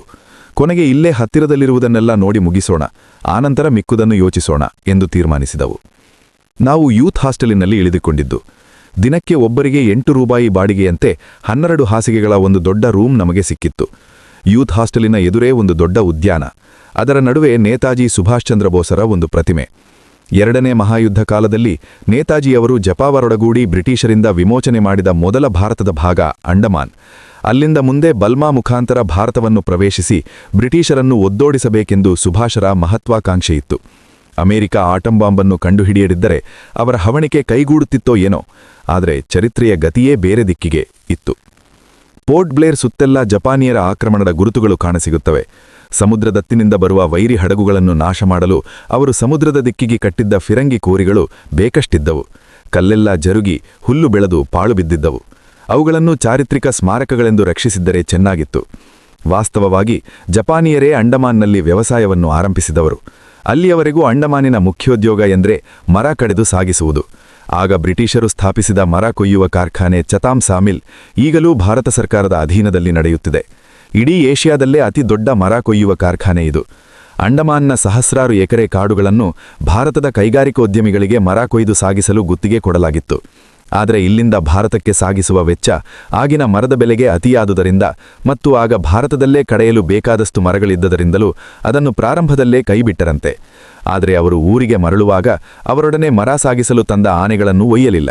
ಆ ಆನೆಗಳು ಮಾವುಷರು ಕಲಿಸಿದ್ದ ಪಾರುಗಳನ್ನೆಲ್ಲ ಮರೆತುಕೊಂಡು ಕಾಡಾನೆಗಳಾಗಿ ಅಲ್ಲೇ ವಂಶಾಭಿವೃದ್ಧಿ ಮಾಡಿಕೊಂಡು ಈಗ ಅಂಡಮಾನಿನ ವನ್ಯಜೀವಿಗಳ ಪಟ್ಟಿಗೆ ಸೇರಿವೆ. ಇದೇ ರೀತಿ ಭಾರತದಿಂದ ತಂದುಬಿಟ್ಟಿರುವ ಇನ್ನೊಂದು ಪ್ರಾಣಿ ಅಂಡಮಾನಿನ ಜಿಂಕೆ. ಇವುಗಳನ್ನು ತಿಂದು ಬದುಕುವ ಮಾಂಸಾಹಾರಿ ಪ್ರಾಣಿಗಳು ಯಾವುವೂ ಇಲ್ಲದಿದ್ದರಿಂದ ಇವುಗಳ ಸಂಖ್ಯೆ ಅಗಣಿತವಾಗಿ ಈಗ ಅಂಡಮಾನ್ನಲ್ಲಿ ಇವುಗಳನ್ನು ಶಿಕಾರು ಮಾಡಲು ಪರವಾನಿಗೆ ಕೊಡಲಾಗಿದೆ. ಪೋರ್ಟ್ ಬ್ಲೇರ್ ಮಾರ್ಕೆಟ್ಟಿನಲ್ಲಿ ರಾಶಿ ಜಿಂಕೆ ಚರ್ಮಗಳನ್ನು ಮಾರಾಟಕ್ಕಿಟ್ಟಿದ್ದನ್ನು ನೋಡಿದೆ. ಜಿಂಕೆಯ ಮಾಂಸ ಕೆಜಿಗೆ 4 ರೂಪಾಯಿಯಷ್ಟು ಅಗ್ಗವಾಗಿ ಯಾವಾಗಲೂ ಮಾಂಸದ ಮಾರುಕಟ್ಟೆಯಲ್ಲಿ ದೊರೆಯುತ್ತದೆ. ಆದರೂ ಈ ಜಿಂಕೆಗಳ ಅಭಿವೃದ್ಧಿಯನ್ನು ತಡೆಯಲು ಈಚೆಗೆ ಹಲವು ಚಿರತೆಗಳನ್ನು ತಂದು ಬಿಡಲಾಗಿದೆ ಅಂತೆ. ಒಟ್ಟಿನಲ್ಲಿ ಈ ರೀತಿ ಗೊತ್ತುಗುರಿಯಿಲ್ಲದ ವರದೇಶದ ಪ್ರಾಣಿಗಳನ್ನು ಅಂಡಮಾನಿಗೆ ತಂದು ಬಿಡುವುದರಿಂದ ಅಲ್ಲಿಯ ಸೂಕ್ಷ್ಮ ಪರಿಸರದ ಮೇಲೆ ದುಷ್ಪರಿಣಾಮಗಳಾಗಬಹುದು. ಪೋರ್ಟ್ ಬ್ಲೇರ್ನಲ್ಲಿ ಒಂದು ಹೋಟೆಲಿಗೆ ಮೆಗಾಪಾಡ್ ನೆಸ್ಟ್ ಎಂದು ಹೆಸರಿಟ್ಟಿದ್ದರು. ಇದೇನು ಈ ರೀತಿ ಹೆಸರಿಟ್ಟಿದ್ದಾರೆ ಎಂದು ಪ್ರಶಾಂತನ್ನು ಕೇಳಿದೆ. ಮೆಗಾಪಾಡ್ ಎನ್ನುವುದು ಒಂದು ಅಂಡಮಾನಿನ ಹಾರಲಾರದ ಹಕ್ಕಿ. ಮಾರಿಷಿಯಸ್ ದ್ವೀಪದಲ್ಲಿ ನಾಮವಾಶೇಷವಾದ ಡೋಡೋ ರೀತಿಯ ಹಾರಲಾರದ ಹಕ್ಕಿ. ವರದೇಶೀಯ ಪ್ರಾಣಿಗಳಾದ ಹಂದಿ, ಆನೆ, ಮೊಲ, ಜಿಂಕೆ, ಅಳಿಲುಗಳ ದೆಸೆಯಿಂದ ಅದೀಗ ಅಂಡಮಾನ್ನ ಎಲ್ಲಾ ದ್ವೀಪಗಳಲ್ಲೂ ನಾಶವಾಗಿದೆ. ನಿಕೋಬಾರ್ ಸಮೂಹದ ಯಾವುದೋ ಒಂದು ದ್ವೀಪದಲ್ಲಿ ಮಾತ್ರ ಇದೆ ಎಂದು ಪ್ರಶಾಂತ್ ಹೇಳಿದ್ರು. ಪರಕೀಯ ಪ್ರಾಣಿಗಳಲ್ಲೂ ತಂದುಬಿಡುವುದರಿಂದ ಆಸ್ಟ್ರೇಲಿಯಾ ಮತ್ತು ನ್ಯೂಜಿಲೆಂಡ್ನ ಅನೇಕ ಪ್ರಾಣಿಗಳು ನಾಶವಾದವು. ಊಂಬ್ಯಾಟ್ ಜಾತಿಯ ಪ್ರಾಣಿಗಳು ಈಗಲೂ ತಮ್ಮ ಅಸ್ತಿತ್ವಕ್ಕಾಗಿ ಕಷ್ಟಪಡಬೇಕಾಗಿದೆ. ಆ ದೇಶಗಳಲ್ಲಿ ಇದರ ಅನಾಹುತ ಅಧ್ಯಯನ ಮಾಡಿ ತಿಳಿಸುವವರಾದರೂ ಇದ್ದರು. ಅಂಡಮಾನ್ನಲ್ಲಿ ಅದೂ ಇರುವ ಮಟ್ಟಿಗೆ ಕಾಣೆ. ಅನೇಕ ಪ್ರಾಣಿಗಳ ವಿಕಾಸ ತಿಳಿಯುವ ಮೊದಲೇ ಅವು ಅದೃಶ್ಯವಾಗುವ ಸಂಭವವಿದೆ. ಸಮುದ್ರ. ನಮ್ಮ ಯೂತ್ ಹಾಸ್ಟೆಲಿನ ಎದುರಿಗಿದ್ದ ನೇತಾಜಿ ಪಾರ್ಕ್ನ ಆಚೆಗೆ ಸಮುದ್ರ. ಎಲ್ಲರೂ ಮುಂದಿನ ಕಾರ್ಯಕ್ರಮ ಏನು ಎಂದು ಯೋಚಿಸುತ್ತಿದ್ದರು. ದೂರದಲ್ಲಿ ಕಾಣುತ್ತಿದ್ದ ಸೆಲ್ಯುಲಾರ್ ಚೇಲಿಗೆ ಹೋಗಿ ಬರೋಣ ಎಂದು ತೀರ್ಮಾನಿಸಿದರು. ನನಗೆ ಚೇಲು ಎಲ್ಲಿಗೆ ಹೋಗುತ್ತೆ ಮತ್ತೆ ಯಾವಾಗಲಾದರೂ ನೋಡಬಹುದಲ್ಲ ಎಂದು ಎನ್ನಿಸಿತು. ನೀವು ಹೋಗಿ, ನಾನು ಸಮುದ್ರದ ಹತ್ತಿರ ಹೋಗಿ ಬರ್ತೇನೆ ಎಂದು ಹೇಳಿದೆ. ಚಂದ್ರು ನಾನು ಬರ್ತೇನೆ ಎಂದರು. ಮಿಕ್ಕವರೆಲ್ಲರೂ ಮಹಿಳಾ ಸದಸ್ಯರೊಡಗೂಡಿ ಸೆಲ್ಯುಲಾರ್ ಚೇಲಿನ ಕಡೆ ಹೊರಟರು. ನಾನು ಮತ್ತು ಚಂದ್ರು ನಮ್ಮ ರೀಲು ರಾಡುಗಳನ್ನು ತೆಗೆದುಕೊಂಡು ಸಮುದ್ರದ ಕಡೆ ನಡೆದವು. ಸಮುದ್ರ ಎಲ್ಲಿ ಹೋದರೂ ಒಂದೇ ಎನ್ನುವ ಭಾವನೆ ಇತ್ತು ನನಗೆ. ಅದೇ ಸಮುದ್ರ, ಅದೇ ಉಪ್ಪು ನೀರು, ಅದೇ ಅಲೆಗಳು, ಅದೇ ದಂಡ. ಹೀಗೆ ಯೋಚನೆ ಮಾಡಿ ಹೋದ ನಮಗೆ ಅಂಡಮಾನ್ನ ಸಮುದ್ರ ಅನೇಕ ವಿಧಗಳಲ್ಲಿ ಬೇರೆಯ ತರಹ ಇದೆ ಎಂದು ಅರಿವಾಗಿ ಬರತೊಡಗಿತು. ಸಮುದ್ರಕ್ಕೆ ಅಂಟಿಕೊಂಡೇ ಒಂದು ಟಾರ್ ರಸ್ತೆ ಇತ್ತು. ನಾವು ಆ ರಸ್ತೆಗುಂಟ ನಡೆದವು. ರಸ್ತೆಯ ಪಕ್ಕ ಸಮುದ್ರಕ್ಕೆ ಕಟ್ಟಿಹಾಕಿದಂತೆ ಕಟ್ಟಿದ್ದ ಅಡ್ಡಗೋಡೆಯನ್ನು ಹತ್ತಿ ಸಮುದ್ರದತ್ತ ಮೊದಲ ಬಾರಿಗೆ ನೋಡಿದಾಗ ನಮಗೆ ನಿಜವಾಗಲೂ ಶಾಕ್ ಆಯಿತು. ಸಮುದ್ರದ ಅಲೆಗಳು ತರತರೆಯಾಗಿ ಧಾವಿಸದಿದ್ದರೆ ನಮಗೆ ಅಲ್ಲಿ ಸಮುದ್ರ ಇರುವುದೇ ಗೊತ್ತಾಗುವುದಿಲ್ಲ. ನಾನಂತೂ ನಮ್ಮ ದಕ್ಷಿಣ ಭಾರತದ ಅನೇಕ ಬೀಚ್ಗಳಲ್ಲಿ ಸಮುದ್ರ ನೋಡಿದ್ದೇನೆ. ಆದರೆ ಅಂಡಮಾನ್ನಷ್ಟು ತಿಳಿಯಾದ ಪಾರದರ್ಶಕ ಸಮುದ್ರವನ್ನು ನೋಡಿಯೇ ಇರಲಿಲ್ಲ. ನನ್ನ ಮಾತಿನ ಅರ್ಥ ನೀವು ಆ ಸಮುದ್ರವನ್ನು ನೋಡದ ಹೊರತು ಸರಿಯಾಗಿ ತಿಳಿಯುವುದಿಲ್ಲ. ತುಂಬ ಆಳದವರೆಗೆ ತಳದ ಪ್ರತಿಯೊಂದು ಕಲ್ಲು, ಮರಳಿನ ಕಣಗಳು ಕಾಣುತ್ತಿದ್ದವು. ಇನ್ನೂ ಆಳ ಇದ್ದಲ್ಲಿ ಸಮುದ್ರ ತಿಳಿಯಾದ ಹಸಿರು ಬಣ್ಣಕ್ಕೆ ಕಾಣುತ್ತಿತ್ತು. ಮಟ್ಟೂ ಆಳ ಇದ್ದಲ್ಲಿ ಮಾತ್ರ ನೀಲಿ ಬಣ್ಣ ಕಾಣುತ್ತಿತ್ತು. ಅಂಡಮಾನ್ನಿಂದ ಹಿಂದಿರುಗುವಾಗ ನನಗೆ ವಿಮಾನದ ಕಿಟಕಿಯಿಂದ ನೋಕಿದಾಗ ಈ ವರ್ಣ ವ್ಯತ್ಯಾಸ ಇನ್ನೂ ಚೆನ್ನಾಗಿ ಕಂಡಿತು. ಅಂಡಮಾನಿನ ಸಮುದ್ರ ದಂಡೆಗಳು ಬಂಡೆಗಳಿಂದ ಕೂಡಿರುವುದರಿಂದಲೋ ಅಥವಾ ಸಮುದ್ರದ ತಳದಲ್ಲಿ ರೂಪುಗೊಳ್ಳುತ್ತಿದ್ದ ಹವಳದ ಬೆಳವಣಿಗೆಯಿಂದಲೋ ಒಟ್ಟಿನಲ್ಲಿ ಸಮುದ್ರದ ನೀರು ಗಾಜಿಗಿಂತ ಪಾರದರ್ಶಕವಾಗಿತ್ತು. ಇನ್ನೂ 3 ಗಂಟೆಯೋ ಏನೋ ಆಗಲೇ ಸೂರ್ಯ ದಿಗಂತಕ್ಕೆ ಹತ್ತಿರಾಗತೊಡಗಿದ್ದ. ಅಂಡಮಾನ್ ದ್ವೀಪಗಳು ಭೂಮಿಯ ಪೂರ್ವಾರ್ಧಗೋಳದ ಆಚೆಗಿರುವುದರಿಂದ ಇಲ್ಲಿ ಬಹುಬೇಗ 5 ಗಂಟೆಗೆ ಕತ್ತಲಾಗುತ್ತಿತ್ತು. ಬೆಳಗ್ಗೆ 5 ಗಂಟೆಗೆ ಸೂರ್ಯ ಮೂಡುತ್ತಿದ್ದ. ನಾನು ಚಂದ್ರು ಸಮುದ್ರದಲ್ಲಿ ಮೀನುಗಳೇನಾದರೂ ಕಾಣುತ್ತವೆಯೋ ನೋಡುತ್ತಾ ಅಡ್ಡಗೋಡೆಯ ಮೇಲೆ ನಡೆಯುತ್ತಾ ಸಾಗಿದೆವು. ಮೊದಲು ನಮಗೆ ಏನೂ ಕಾಣಲಿಲ್ಲ. ಕೊಂಚ ಹೊತ್ತಿನ ಅನಂತರ ಚಂದ್ರು ಅಲ್ಲೊಂದು ಮೀನು ಎಂದು ಸಮುದ್ರದತ್ತ ಬೆಟ್ಟು ಮಾಡಿ ತೋರಿಸಿದರು. ಅಂಧ ತಿಳಿಯಾದ ನೀರಿನಲ್ಲೂ ದಿಟ್ಟಿಸುತ್ತಿದ್ದ ನನಗೆ ಮೊದಲು ಏನೂ ಕಾಣಲಿಲ್ಲ. ಅಷ್ಟರಲ್ಲಿ ಆ ಮೀನು ಅಡ್ಡ ತಿರುಗಿ ಫಳ್ಳೆಂದು ಮಿಂಚಿತು. ತಕ್ಷಣ ನನಗೆ ಕಾಣಿಸಿತು. ನಮ್ಮ ಅಕ್ವೇರಿಯಂಗಳಲ್ಲಿ ಸಾಕುವ ಏಂಜಲ್ ಮೀನಿನ ಆಕಾರದಲ್ಲಿದ್ದ ಆ ಮೀನು ರತ್ನಖಚಿತ ಆಭರಣದಂತೆ ತರತರದ ಬಣ್ಣಗಳಲ್ಲಿ ಮಿಂಚುತ್ತಿತ್ತು. ಮೈಮೇಲೆ ಹೇಸರ ಕಥೆಗಳಿಗಿದ್ದಂತಹ ಹಳದಿ ಕಪ್ಪು ಪಟ್ಟೆಗಳಿದ್ದವು. ಅದರ ಮೈ ಸುತ್ತ ಕೆಂಪು ಪಟ್ಟೆಯ ಅಂಚು ಇತ್ತು. ಸಮುದ್ರದಲ್ಲಿ ದಂಡೆಗೆ ಇಷ್ಟು ಹತ್ತಿರದಲ್ಲೇ ಇಷ್ಟು ಸುಂದರ ಮೀನುಗಳು ಈಜಾಡುತ್ತಿರುವುದನ್ನು ನೋಡಿ ನಮಗೆ ತುಂಬಾ ಖುಷಿಯಾಯಿತು. ಒಂದು ಸಾರಿ ಮೀನುಗಳನ್ನು ಸಮುದ್ರದಲ್ಲಿ ಪತ್ತೆ ಮಾಡುವುದು ಕಣ್ಣಿಗೆ ಅಭ್ಯಾಸವಾದ ಕೂಡಲೇ ಪುಂಖಾನುಪುಂಖವಾಗಿ ತರತರದ ಬಣ್ಣ ಆಕಾರಗಳ ಮೀನುಗಳು ನಮಗೆ ಗೋಚರಿಸತೊಡಗಿದವು. ಹಿಂದುಗಡೆ ತಿಳಿನೀಲಿಯ ಬಾಲ ಬಿಟ್ಟುಕೊಂಡು ಓಡಾಡುತ್ತಿದ್ದ ಗುಲಗಂಜಿ ಬಣ್ಣದ ಮೀನುಗಳ ಒಂದು ಗುಂಪೇ ಬಂದು ಏಂಜಲ್ ಮಾದರಿಯ ಮೀನುಗಳನ್ನು ಓಡಿಸಿದವು. ಅವುಗಳ ಬಳಿಯಲ್ಲೇ ಇನ್ನೊಂದು ಗುಂಪು ನೀಲಿ ಮೀನುಗಳು ಓಡಾಡುತ್ತಿದ್ದವು. ಕವಾತು ಮಾಡಿದಂತೆ ಎಲ್ಲಾ ಒಟ್ಟಿಗೆ ಅತ್ತಿತ್ತ ಹೊರಳುತ್ತಿದ್ದ ಆ ಮೀನಿನ ಗುಂಪು ಒಂದೇ ಪ್ರಾಣಿಯಂತೆ ವರ್ತಿಸುತ್ತಿದ್ದವು. ಈ ಮೀನಿನ ಗುಂಪುಗಳು ಎಷ್ಟೊಂದು ಆಕರ್ಷಕವಾಗಿದ್ದವೆಂದರೆ ಏಕಾಗ್ರತೆಯಿಂದ ಇವುಗಳನ್ನೇ ನೋಡುತ್ತಿದ್ದ ನಮಗೆ ಆಚೀಚಿನ ಪರಿವೆಯೇ ಇರಲಿಲ್ಲ. ನಮ್ಮ ಹಿಂದುಗಡೆ ಶಬ್ದವಾದಂತಾಗಿ ನಾನು ಪಕ್ಕಕ್ಕೆ ತಿರುಗಿ ನೋಡಿದರೆ ಜನಗಳ ದೊಡ್ಡ ಗುಂಪೇ ನಿಂತಿದೆ. ಕೆಲವರು ದಾರಿಯ ಪಕ್ಕದಲ್ಲಿ ಸ್ಕೂಟರು, ಕಾರುಗಳನ್ನೆಲ್ಲ ನಿಲ್ಲಿಸಿ ಇಳಿಯುತ್ತಿದ್ದಾರೆ. ಏನಾದರೂ ರಸ್ತೆ ಅಪಘಾತ ಸಂಭವಿಸಿದೆಯೋ ನೋಡಿದೆ. ಏನೂ ಕಾಣಲಿಲ್ಲ. ಬಂದವರೆಲ್ಲ ನಮ್ಮ ಮುಖ ನೋಡಿ ಸಮುದ್ರದತ್ತ ನೋಡುತ್ತಿದ್ದರು. ಒಬ್ಬ ನಮ್ಮನ್ನು ಏನಾಗಿದೆ ಎಂದು ಹಿಂದಿಯಲ್ಲಿ ಕೇಳಿದ. ನನಗೆ ಚಂದ್ರುಗೆ ಹಿಂದಿ ಸರಿಯಾಗಿ ಬರುತ್ತಿರಲಿಲ್ಲ. ಮಾತಾಡಿದರೆ ಅಸ್ಪಷ್ಟವಾಗಿ ಅರ್ಧವಾಗುತ್ತಿತ್ತಷ್ಟ. ಅದಕ್ಕೆ ನಾನು ಇಂಗ್ಲಿಷಿನಲ್ಲಿ ಫಿಶ್ ಎಂದು ಹೇಳಿದೆ. ಫಿಶ್, ಓಹೋ ಫಿಶ್, ಓಶ್, ವಾವ್ ಫಿಶ್. ಗುಂಪಿನಿಂದ ತರತರದ ಉದ್ಗಾರಗಳು ಏಳತೊಡಗಿದವು. ಕ್ಯಾ ಬಡಾ ಫಿಶ್ ಎನ್ನುತ್ತಾ ಇಡೀ ಗುಂಪು ಅಡ್ಡಗೋಡೆ ಹತ್ತಿ ದಿಗಂತದ ಕಡೆಗೆ ಕೈ ಅಡ್ಡ ಇಟ್ಟುಕೊಂಡು ನಿರುಕಿಸಕೊಡಗಿತು. ಅವರು ಅತ್ತ ನೋಡುತ್ತಿರಬೇಕಾದರೆ ನಾನು ಚಂದ್ರು ಬೇಗ ಅಲ್ಲಿಂದ ಜಾಗ ಖಾಲಿ ಮಾಡಿದವು. ದೂರದಿಂದ ಹಿಂದಿರುಗಿ ನೋಡಿದಾಗ ಗುಂಪು ಖಾಲಿಯಾಗತೊಡಗಿತ್ತು. ಕೆಲವರು ಸ್ಕೂಟರ್ಗಳನ್ನು ಒದೆಯುತ್ತಾ ಸ್ಟಾರ್ಟ್ ಮಾಡಲು ಹೆಣಗುತ್ತಿದ್ದರು. ಏನ್ ಸಾರ್, ನಂಪಾಡಿಗ್ ನಾವು ಮೀನುಗಳನ್ನು ಸ್ಟಡಿ ಮಾಡೋಣ ಎಂದರೆ ಈ ದಾರಿ ಶನಿಗ ಕಾಟ ಎಂದು ಚಂದ್ರು ಗೊಣಗಿದರು. ಬಡ್ಡಿ ಮಕ್ಕಳು ಯಾರದೋ ಹೆಣ ನೋಡ್ತಿದ್ದೀವಿ ಅಂತೆ ತಿಳಿದು ಓಡಿ ಬಂದಿದ್ದಾರೆ ಎಂದು ನಾನು ಶಪಿಸಿದೆ. ಹಾಗಾದರೆ ಸಾಗ ಫೂಲ್ ಮಾಡಿದವು ಬಿಡಿ ಎಂದು ಚಂದ್ರು ಸಮಾಧಾನಪಟ್ಟರು. ಕಲ್ಲು ಬಂಡೆಗಳ ಮೇಲೆ ಕುಳಿತು ನಮ್ಮ ಗಾಣಗಳಿಗೆ ಮೀನು ಸಿಕ್ಕಿಸಿ ಬೀಸಿದಾಗ ನಮ್ಮ ಪಶ್ಚಿಮಕ್ಕೆ ನಿಧಾನವಾಗಿ ಮೋಡ ದಟ್ಟಿಸುತ್ತಿತ್ತು. ಸುತ್ತಮುತ್ತಲಿನ ಖಾಲಿ ಆಕಾಶದಿಂದೆಲ್ಲ ಮೋಡಗಳು ಉದ್ಭವಿಸಿ ಪಶ್ಚಿಮದತ್ತ ಧಾವಿಸುತ್ತಿದ್ದನು ಮುಡಿ. ನಾವು ದಾರಿಹೋಕರ ಕಾಟಕ್ಕೆ ಹೆದರಿ ಪೋರ್ಟ್ ಬ್ಲೇರ್ ಪಟ್ಟಣದಿಂದ ತುಂಬಾ ದೂರ ಬಂದಿದೆವು. ದಾರಿ ಸಮುದ್ರದ ಪಕ್ಕದಲ್ಲೇ ಇದ್ದ ಕಡಿದಾದ ಕಣಿವೆಯ ಕಡೆಗೆ ಸಾಗುತ್ತಿತ್ತು. ದಾರಿಯಲ್ಲಿ ಬರುತ್ತಾ ಒಬ್ಬ ಬಲೆ ಹಿಡಿದುಕೊಂಡು ಬರುತ್ತಿದ್ದವನು ಎದುರಾದ. ಅವನ ಉಬ್ಬಿದ ಜೋಳಿಗೆಯನ್ನು ನೋಡಿ ನಾವು ಅವನ ಬಳಿ ಮೀನು ಮಾರಾಟಕ್ಕೆ ಇದೆಯೇ ಎಂದು ಕೇಳಿದೆವು. ನಮಗೆ ಗಾಳಕ್ಕೆ ಚುಚ್ಚಲು ಮೀನುಗಳು ಬೇಕಾಗಿದ್ದವು. ಅವನು ತೀರ ಅವಜ್ಞೆಯಿಂದ ಇಲ್ಲ ಎಂದು ಹೇಳಿದ. ಆದರೆ ಆನಂತರ ಕುತೂಹಲದಿಂದ ನಮ್ಮ ರಾಡ್ ರೀಲುಗಳನ್ನು ಇದೇನೆಂದು ಕೇಳಿದ. ಹಿಂದಿ ಸರಿಯಾಗಿ ಬರದ ನಾವು ಸಮುದ್ರದ ಕಡೆಗೆ ಕೈ ತೋರಿಸಿ ಮೀನು ಹಿಡಿಯುವುದನ್ನು ಅಭಿನಯಿಸಿದೆವು. ತಕ್ಷಣವೇ ಅವನ ಮುಖ ಸಂತೋಷದಿಂದ ಅರಳಿ ನಾವು ಯಾಕೆ ಮೀನು ಕೇಳುತ್ತಿದ್ದೇವೆ ಎಂದು ಗೊತ್ತಾಯಿತು. ಐಸಾ ಬೋಲೋ ಎಂದೆನ್ನುತ್ತಾ ತನ್ನ ಕಸುಬಿನವರೇ ಎನ್ನುವ ಆತ್ಮೀಯತೆಯಿಂದ ರಸ್ತೆ ಪಕ್ಕಕ್ಕೆ ಕರೆದು ಜೋಳಿಗೆ ಬಿಚ್ಚಿದ. ಒಂದೆರಡು ಮೀನುಗಳನ್ನು ಅದರೊಳಗಿಂದ ಆರಿಸಿ ಇದನ್ನು ಹಾಕಿ, ನಿಮಗೆ ಮೀನು ಸಿಗುವುದು ಗ್ಯಾರಂಟಿ ಎಂದು ಪ್ರೋತ್ಸಾಹಿಸುತ್ತಾ ಕೈಗಿತ್ತ. ನಾವು ಕಿತ್ನ ಪೈಸಾ ಎಂದು ಕೇಳಿದ್ದನ್ನು ಕಿವಿಗೆ ಹಾಕಿಕೊಳ್ಳದೆ ಈಗ ಮೀನು ಹಿಡಿಯಲು ಒಳ್ಳೆಯ ಸಮಯ ಎಂದೆನ್ನುತ್ತಾ ಜಾವ್ ಎಂದು ನಮ್ಮನ್ನು ಸಮುದ್ರದ ಕಡೆ ತಳ್ಳಿದ. ದುಡ್ಡು ತೆಗೆದುಕೋ ಎಂದು ಇನ್ನೂ ಬಲಾತ್ಕಾರ ಮಾಡಿದರೆ ಎಲ್ಲಿ ನಮ್ಮನ್ನು ಸಮುದ್ರಕ್ಕೆ ತಳ್ಳಿಬಿಡುತ್ತಾನೋ ಎಂದು ಹೆದರಿ ಅವನ ಆಜ್ಞೆಯ ಪ್ರಕಾರ ನಾವು ಸಮುದ್ರದ ಕಡೆ ನಡೆದವು. ನಾವು ಕುಳಿತಿದ್ದ ಬಂಡೆಗೆ ಸಮುದ್ರ ಸುತ್ತುವರಿದಿತ್ತು. ಒಂದೇ ಒಂದು ಕಡೆ ಮಾತ್ರ ದಡದತ್ತ ಹೋಗಲು ಬಂಡೆಗಳ ಸಾಲುಗಳಿದ್ದವು.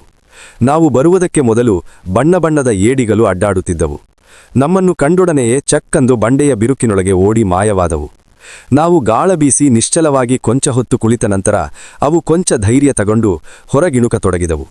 ನಾವು ಗಾಳಕ್ಕೆ ಹಾಕಿ ಮಿಕ್ಕ ಮೀನಿನ ಚೂರುಗಳನ್ನು ಅಲ್ಲೇ ಎಸೆದಿದ್ದವು. ಅವುಗಳನ್ನು ಅಪಹರಿಸಲು ಕೆಲವು ಹೊಂಚಾಕುತ್ತಿದ್ದವು. ನಾವು ಕೊಂಚ ಅಲ್ಲಾಡಿದರೂ ಸಾಕು ಮತ್ತೆ ಚಕ್ಕಂದು ಬಂಡೆಯ ಬಿರುಕಿನೊಳಗೆ ಮಾಯವಾಗುತ್ತಿದ್ದವು. ಇವನ್ನೇ ಗಮನಿಸುತ್ತಾ ನಮಗೆ ಪಶ್ಚಿಮದಲ್ಲಿ ಮೋಡ ಸ್ನಿಗ್ಧವಾಗುತ್ತಾ ಕಪ್ಪಾಗುತೊಡಗಿದ್ದು ಗೊತ್ತಾಗಲಿಲ್ಲ. ಫಲೀರೆಂದು ಒಂದು ಮಿಂಚು ಹೊಳೆದು ಗುಡುಗತೊಡಗಿದಾಗಲೇ ನಾವು ಕತ್ತೆತ್ತಿ ನೋಡಿದ್ದು. ಮೋಡ ದಟ್ಟವಾಗಿ ಮಧ್ಯದಲ್ಲಿ ಬೆಣ್ಣೆ ಕಡೆಯುವಾಗ ಮೊಸಲು ತಿರುಗುವಂತೆ ತಿರುಗುತ್ತಿತ್ತು. ಮಳೆ ಬಂದರೆ ನಿಂತುಕೊಳ್ಳಲು ನಮಗೆ ಸುತ್ತಮುತ್ತಲೂ ಯಾವ ಆಸರೆಯೂ ಕಾಣಲಿಲ್ಲ. ಆದರೂ ಮೋಡ ನಮ್ಮಿಂದ ದೂರವೇ ಇದ್ದದರಿಂದ ನಾವು ಧೈರ್ಯ ಮಾಡಿ ಕುಳಿತವು. ನಾನು ಎರಡನೇ ಬಾರಿ ನೋಡಿದಾಗ ಮೋಡದ ಮಧ್ಯಭಾಗ ಗಿರಿಗಿರಿ ಸುತ್ತುತ್ತಾ ಫನಲಿನ ತ್ರಿಕೋಣಾಕಾರ ತಾಳುತ್ತಿತ್ತು. ನಾನು ಚಂದ್ರು ಗಮನ ಅತ್ತ ಸೆಳೆದವು. ಇಬ್ಬರೂ ಅದನ್ನ ನೋಡತೊಡಗಿದವು. ಫನಲಿನ ಮಧ್ಯಭಾಗ ಗಿರಿಗಿರಿ ಸುತ್ತುತ್ತಾ ಕಂಬದಂತೆ ಕೆಳಗಿಳಿಯತೊಡಗಿತು. ಸುಮಾರು 3/4 ಭಾಗ ಇಳಿದಿರಬಹುದು.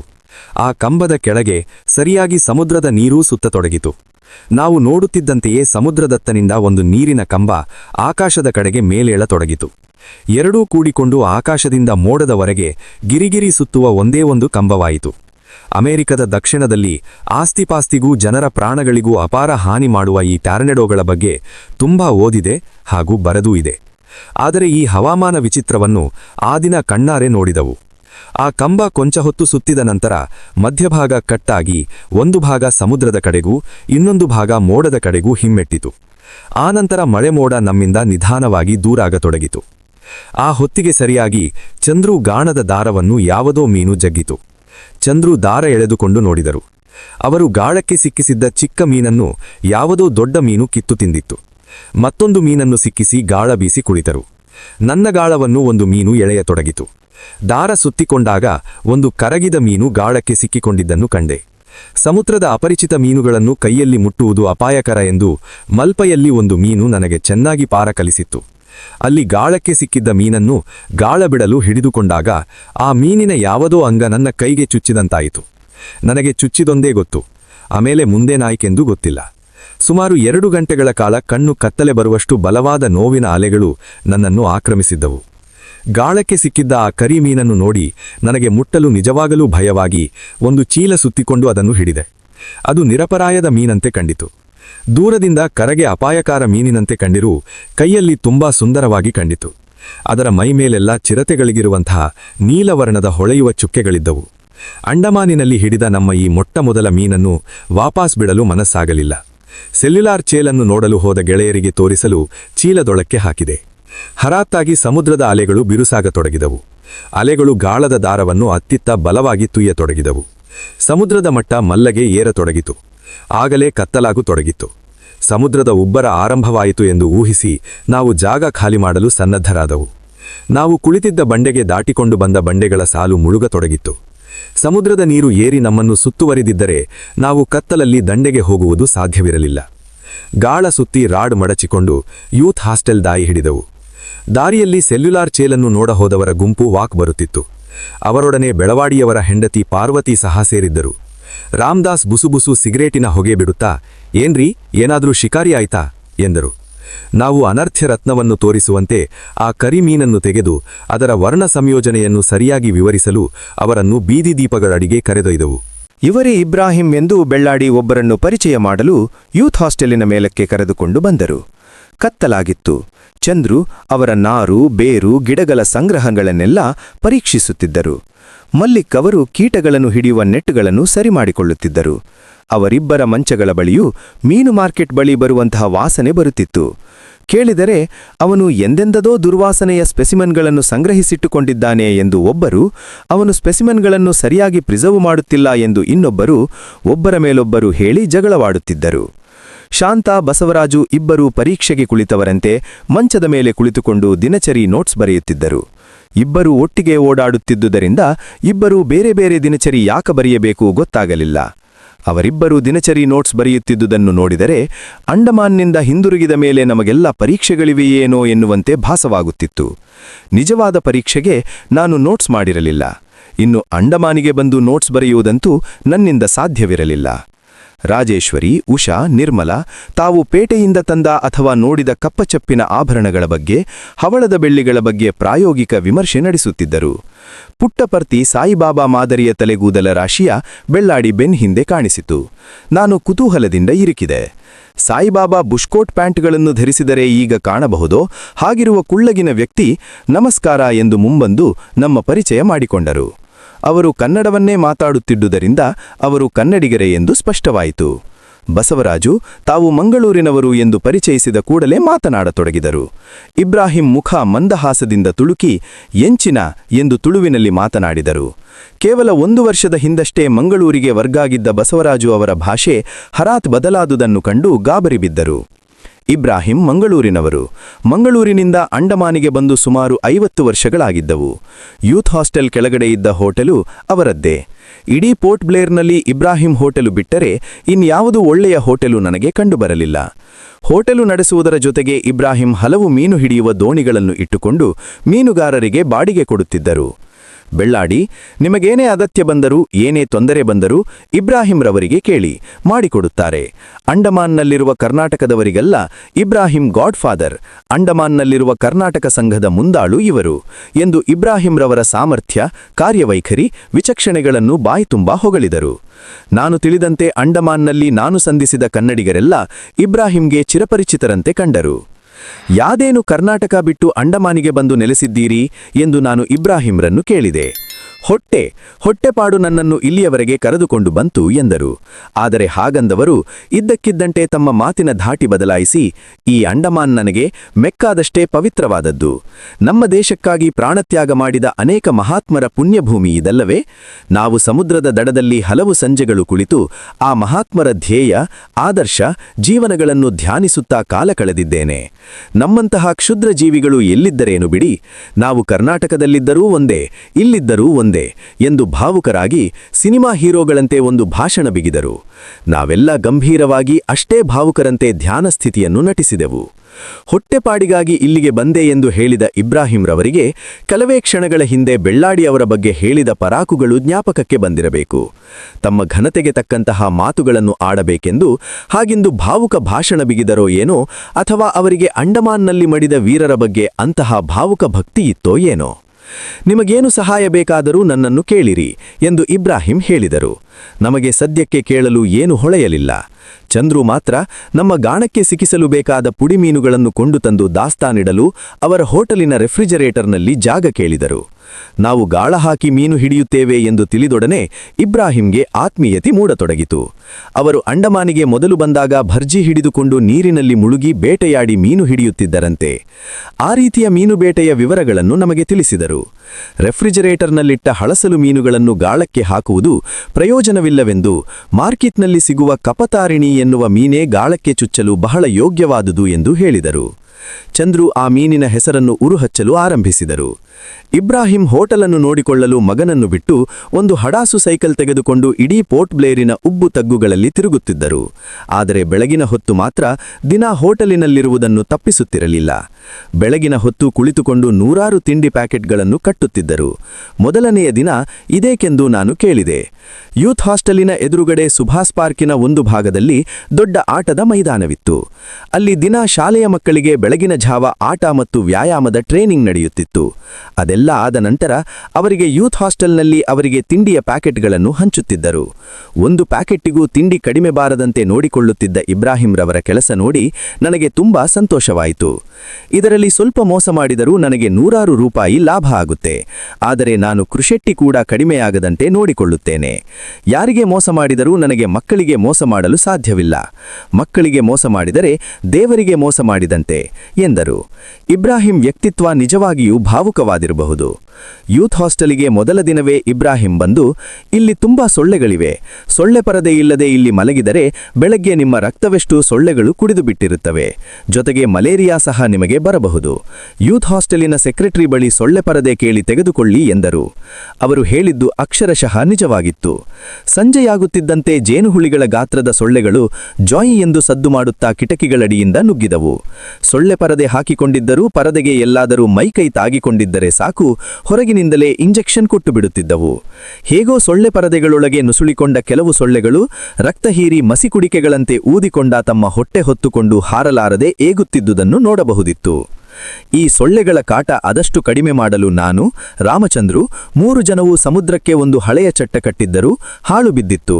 ಅಲ್ಲಿ ಗಾಳ ಹಾಕಿಕೊಂಡು ರಾತ್ರಿ 12 ಕುಳಿತುಕೊಂಡಿದ್ದೆವು. ಅಲ್ಲಿ ಕೊಂಚ ದೂರಕ್ಕೆ ಹೊಸದೊಂದು ಚಟ್ಟ ಕಟ್ಟಿದ್ದಲ್ಲಿಗೆ ಬೆಳಗ್ಗೆ ಮೀನು ಹಿಡಿಯ ಹೋದ ದೋಣಿಗಳೆಲ್ಲ ತಾವು ಮೀನನ್ನು ತುಂಬಿಕೊಂಡು ರಾತ್ರಿ ಹಿಂದಿರುಗುತ್ತಿದ್ದವು.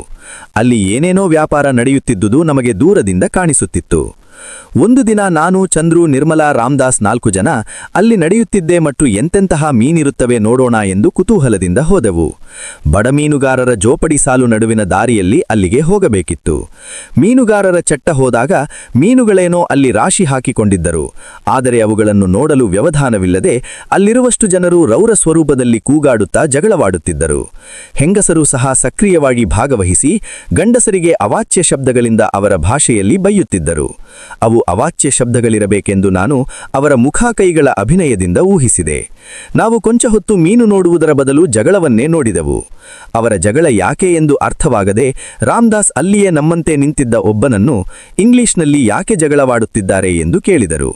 ಆದರೆ ಅವನು ವಿವರಿಸಲು ಬಾಯಿ ಬಿಡುವುದರ ಮೊಳಕಲೆ ಅಲ್ಲಿ ಜಗಳವಾಡುತ್ತಿದ್ದ ಇಬ್ಬರು ಬಂದು ರಾಮದಾಸ್ಗೆ ಅವರ ಭಾಷೆಯಲ್ಲಿ ನ್ಯಾಯ ಒಪ್ಪಿಸತೊಡಗಿದರು. ಅವರ ರೋಷಭರಿತ ಭಂಗಿಗೆ ಹೆದರಿದ ರಾಮದಾಸ್ ಸರಿ ಎನ್ನುವಂತೆ ತಲೆಯಲ್ಲಾಡಿಸಿದರು. ಕ್ಷಣಾರ್ಧದಲ್ಲಿ ಅಲ್ಲಿದ್ದವೆಲ್ಲರೂ ಒಂದೊಂದು ಮೀನನ್ನು ತೆಗೆದುಕೊಂಡು ರಪ ಹೊಡೆದಾಡತೊಡಗಿದರು. ರಾಮದಾಸ್ ತಲೆಯಾಡಿಸಿದ್ದರ ಪರಿಣಾಮ ನೋಡಿ ಗಾಬರಿಯಾಯಿತು. ಹೆಂಗಸರು ಸಹ ತರೋಪೆರೋ ಎಂದು ಕೂಗುತ್ತಾ ಗಂಡಸರಿಗೆ ಸಮಾನ ಸ್ಪರ್ಧಿಗಳಾಗಿ ಭಾಗವಹಿಸಿದ್ದರು. ನಾವು ಇನ್ನೂ ಇಲ್ಲಿ ನಿಂತಿದ್ದರೆ ಮೀನುಗಳಿಂದ ಹೊಡೆತ ಬಿದ್ದಿತ್ತೋ ಎಂದು ಹೆದರಿ ಯೂತ್ ಹಾಸ್ಟೆಲಿನ ಕಡೆಗೆ ಕಾಲು ಕಿತ್ತವು. ಬೆಳಗಿನ ಅಲೆದಾಟ ಮುಗಿದ ಮೇಲಿನ ನಮ್ಮ 3 ದಿನಚರಿಗಳಿವು. Andaman by night. ಒಂದು ದಿನ ರಾತ್ರಿ ನಾವು ಹೀಗೆ ಸುತ್ತಾಡಿ ಬಂದು ಮಲಗುವ ಹವಣಿಕೆಯಲ್ಲಿದ್ದಾಗ ಇಬ್ರಾಹಿಂ ಮಗನಿಗೆ ಸೀರಿಯಸ್ ಖಾಯಿಲೆಯಾಗಿ ಆಸ್ಪತ್ರೆಗೆ ಸೇರಿಸಿದ್ದಾರಂತೆ ಎಂದು ಯಾರೋ ಹೇಳಿದರು. ಏನು ಖಾಯಿಲೆ ಎಂದು ಕೇಳಿದ್ದಕ್ಕೆ ಮಲೇರಿಯಾ ಎಂದರು. ಸಸ್ಯವೈದ್ಯರಾದ ಚಂದ್ರೋ ಹಾಗೂ ಮಲ್ಲಿಕ್ ಕಡೆ ತಿರುಗಿ ನಾನು, ಮಲೇರಿಯಾ ಹಾಗೆ ಇದ್ದಕ್ಕಿದ್ದಂತೆ ಆಸ್ಪತ್ರೆಗೆ ಸೇರಿಸುವಷ್ಟು ಸೀರಿಯಸ್ ಆಗಿ ಆಗುವುದಿಲ್ಲವೆಲ್ಲ ಎಂದೆ. ಚಂದ್ರು, ಮಲೇರಿಯಾದಲ್ಲಿ ಸೆರೆಬ್ರಲ್ ಮಲೇರಿಯಾ ಅಂತ ಒಂದು ಇದೆ. ಅದು ನಮ್ಮ ಮೆದುಳಿಗೆ ಬರುತ್ತೆ. ಅದು ಬಂದರೆ ಮಾತ್ರ ಕೂಡಲೇ ಆಸ್ಪತ್ರೆಗೆ ಸೇರಿಸಬೇಕಾಗುತ್ತದೆ. ಆದರೂ ಅದು ಬಂದವರು ಉಳಿಯುವುದು ಕಷ್ಟ. ಮಲೇರಿಯಾ ಕ್ರಿಮಿಗಳ ಬಗ್ಗೆ, ಅದರಿಂದ ಬರುವ ಚಳಿಯ ಬಗ್ಗೆ, ಅದು ಸ್ಟೀನ್ನಲ್ಲಿ ದ್ವಿಗುಣಗೊಳ್ಳುವ ರೀತಿಯ ಬಗ್ಗೆ ಮಲ್ಲಿಕ್ ವ್ಯಾಪಕ ವಿವರಣೆ ಕೊಟ್ಟರು. ಇದರ ಜೊತೆಗೆ ರಾಮದಾಸ್ ಕಾಲೇಜಿಗೆ ಸೇರುವುದಕ್ಕೆ ಮೊದಲು ಹಲ್ ಡಿಪಾರ್ಟ್ಮೆಂಟ್ನಲ್ಲಿ ಮಲೇರಿಯಾ ಇರಾಡಿಕೇಷನ್ ಯೋಜನೆಯಲ್ಲಿ ಕೆಲಸ ಮಾಡುತ್ತಿದ್ದರಂತೆ. ಅವರೂ ಸಹ ರೋಗ ವಿವರಗಳನ್ನು ಉದಾಹರಣೆ ಸಹಿತ ಕೊರೆದರು. ಇವರಿಬ್ಬರ ವಿವರಣೆಗಳು ಮುಗಿಯುವ ಹೊತ್ತಿಗೆ ಕೇಳಿದವರೆಲ್ಲ ಮಂಕಾಗಿ ತಮ್ಮ ಜೀವದ ಮೇಲಿನ ಆಸೆ ತೊರೆಯತೊಡಗಿದರು. ಕೆಲವರು, ನಿನ್ನೆಯಿಂದ ಯಾಕೋ ನಮಗೆ ಸ್ವಲ್ಪ ಮೈಕೆ ನೋವು ಎಂದರು. ಕೆಲವರಿಗೆ ಚಳಿ, ಕೆಲವರಿಗೆ ಜ್ವರದ ಅನುಭವವಾಗತೊಡಗಿತು. ನನಗಂತೂ ಕಿಟಕಿಯಿಂದ ಒಳಬರುತ್ತಿದ್ದ ಸೊಳ್ಳೆಗಳೆಲ್ಲ ಮಲೇರಿಯಾ ಹಬ್ಬಿಸುವ ಅನಾಫಿಲೀಸ್ ಸೊಳ್ಳೆಗಳಂತೆ ಕಾಣತೊಡಗಿದವು. ಪೋರ್ಟ್ ಬ್ಲೇರ್ ಒಮ್ಮೆ ನನಗೆ ಮೀನು ಸರ್ಕಾರಿ ಆಸ್ಪತ್ರೆಯಲ್ಲಿ ಮಲೇರಿಯಾ ನಿರೋಧಕ ಗುಳಿಗೆಗಳನ್ನು ಕೊಡುತ್ತಾರೆಂದು, ಅದನ್ನು ತೆಗೆದುಕೊಂಡರೆ ಮಲೇರಿಯಾ ಬರುವುದಿಲ್ಲವೆಂದು ಹೇಳಿದ್ದು ಜ್ಞಾಪಕಕ್ಕೆ ಬಂದು ಗೆಳೆಯರಿಗೆ ಧೈರ್ಯ ಕೊಡಲು ಅದನ್ನು ಹೇಳಿದೆ. ಅಂಡಮಾನ್ನಿಂದ ಜೀವ ಸಮೇತ ಊರಿಗೆ ಹಿಂದಿರುಗಿದರೆ ಸಾಕು ಎಂದು ಎಲ್ಲರೂ ನನಗೂ ಚಂದ್ರಶೇಖರ್ಗೂ ನಾಳೆ ಆಸ್ಪತ್ರೆಗೆ ಹೋಗಿ ಅದನ್ನು ತೆಗೆದುಕೊಂಡು ಬರಬೇಕೆಂದು ಕೇಳಿಕೊಂಡರು. ಇವೆಲ್ಲ ಅಂಡಮಾನ್ ಬೈ ನೈಟ್ ಅನುಭವಗಳು. ಬೆಳಗ್ಗೆ ಎದ್ದರೆ ದೂರದಲ್ಲಿ ಮಿನುಗುವ ಸಮುದ್ರ, ಹಸಿರುಡೆಯುಟ್ಟು ಬಿಸಿಲಿನಲ್ಲಿ ಝಗಝಗಿಸುವ ಬೆಟ್ಟಗುಡ್ಡಗಳು, ಮಲೇರಿಯಾ, ರೋಗ, ಸಾವು ಇತ್ಯಾದಿಗಳೆಲ್ಲ ಎಂದೋ ಬಿದ್ದ ದುಸ್ವಪ್ನದಂತಾಗಿ ಅದನ್ನು ಅಲಕ್ಷಿಸಿ ಇವತ್ತು ಎಲ್ಲಿಗೆ ಅಲೆದಾಡಲು ಹೋಗೋಣೆ ಎಂದು ಲೆಕ್ಕ ಹಾಕುತ್ತಿದ್ದೆವು.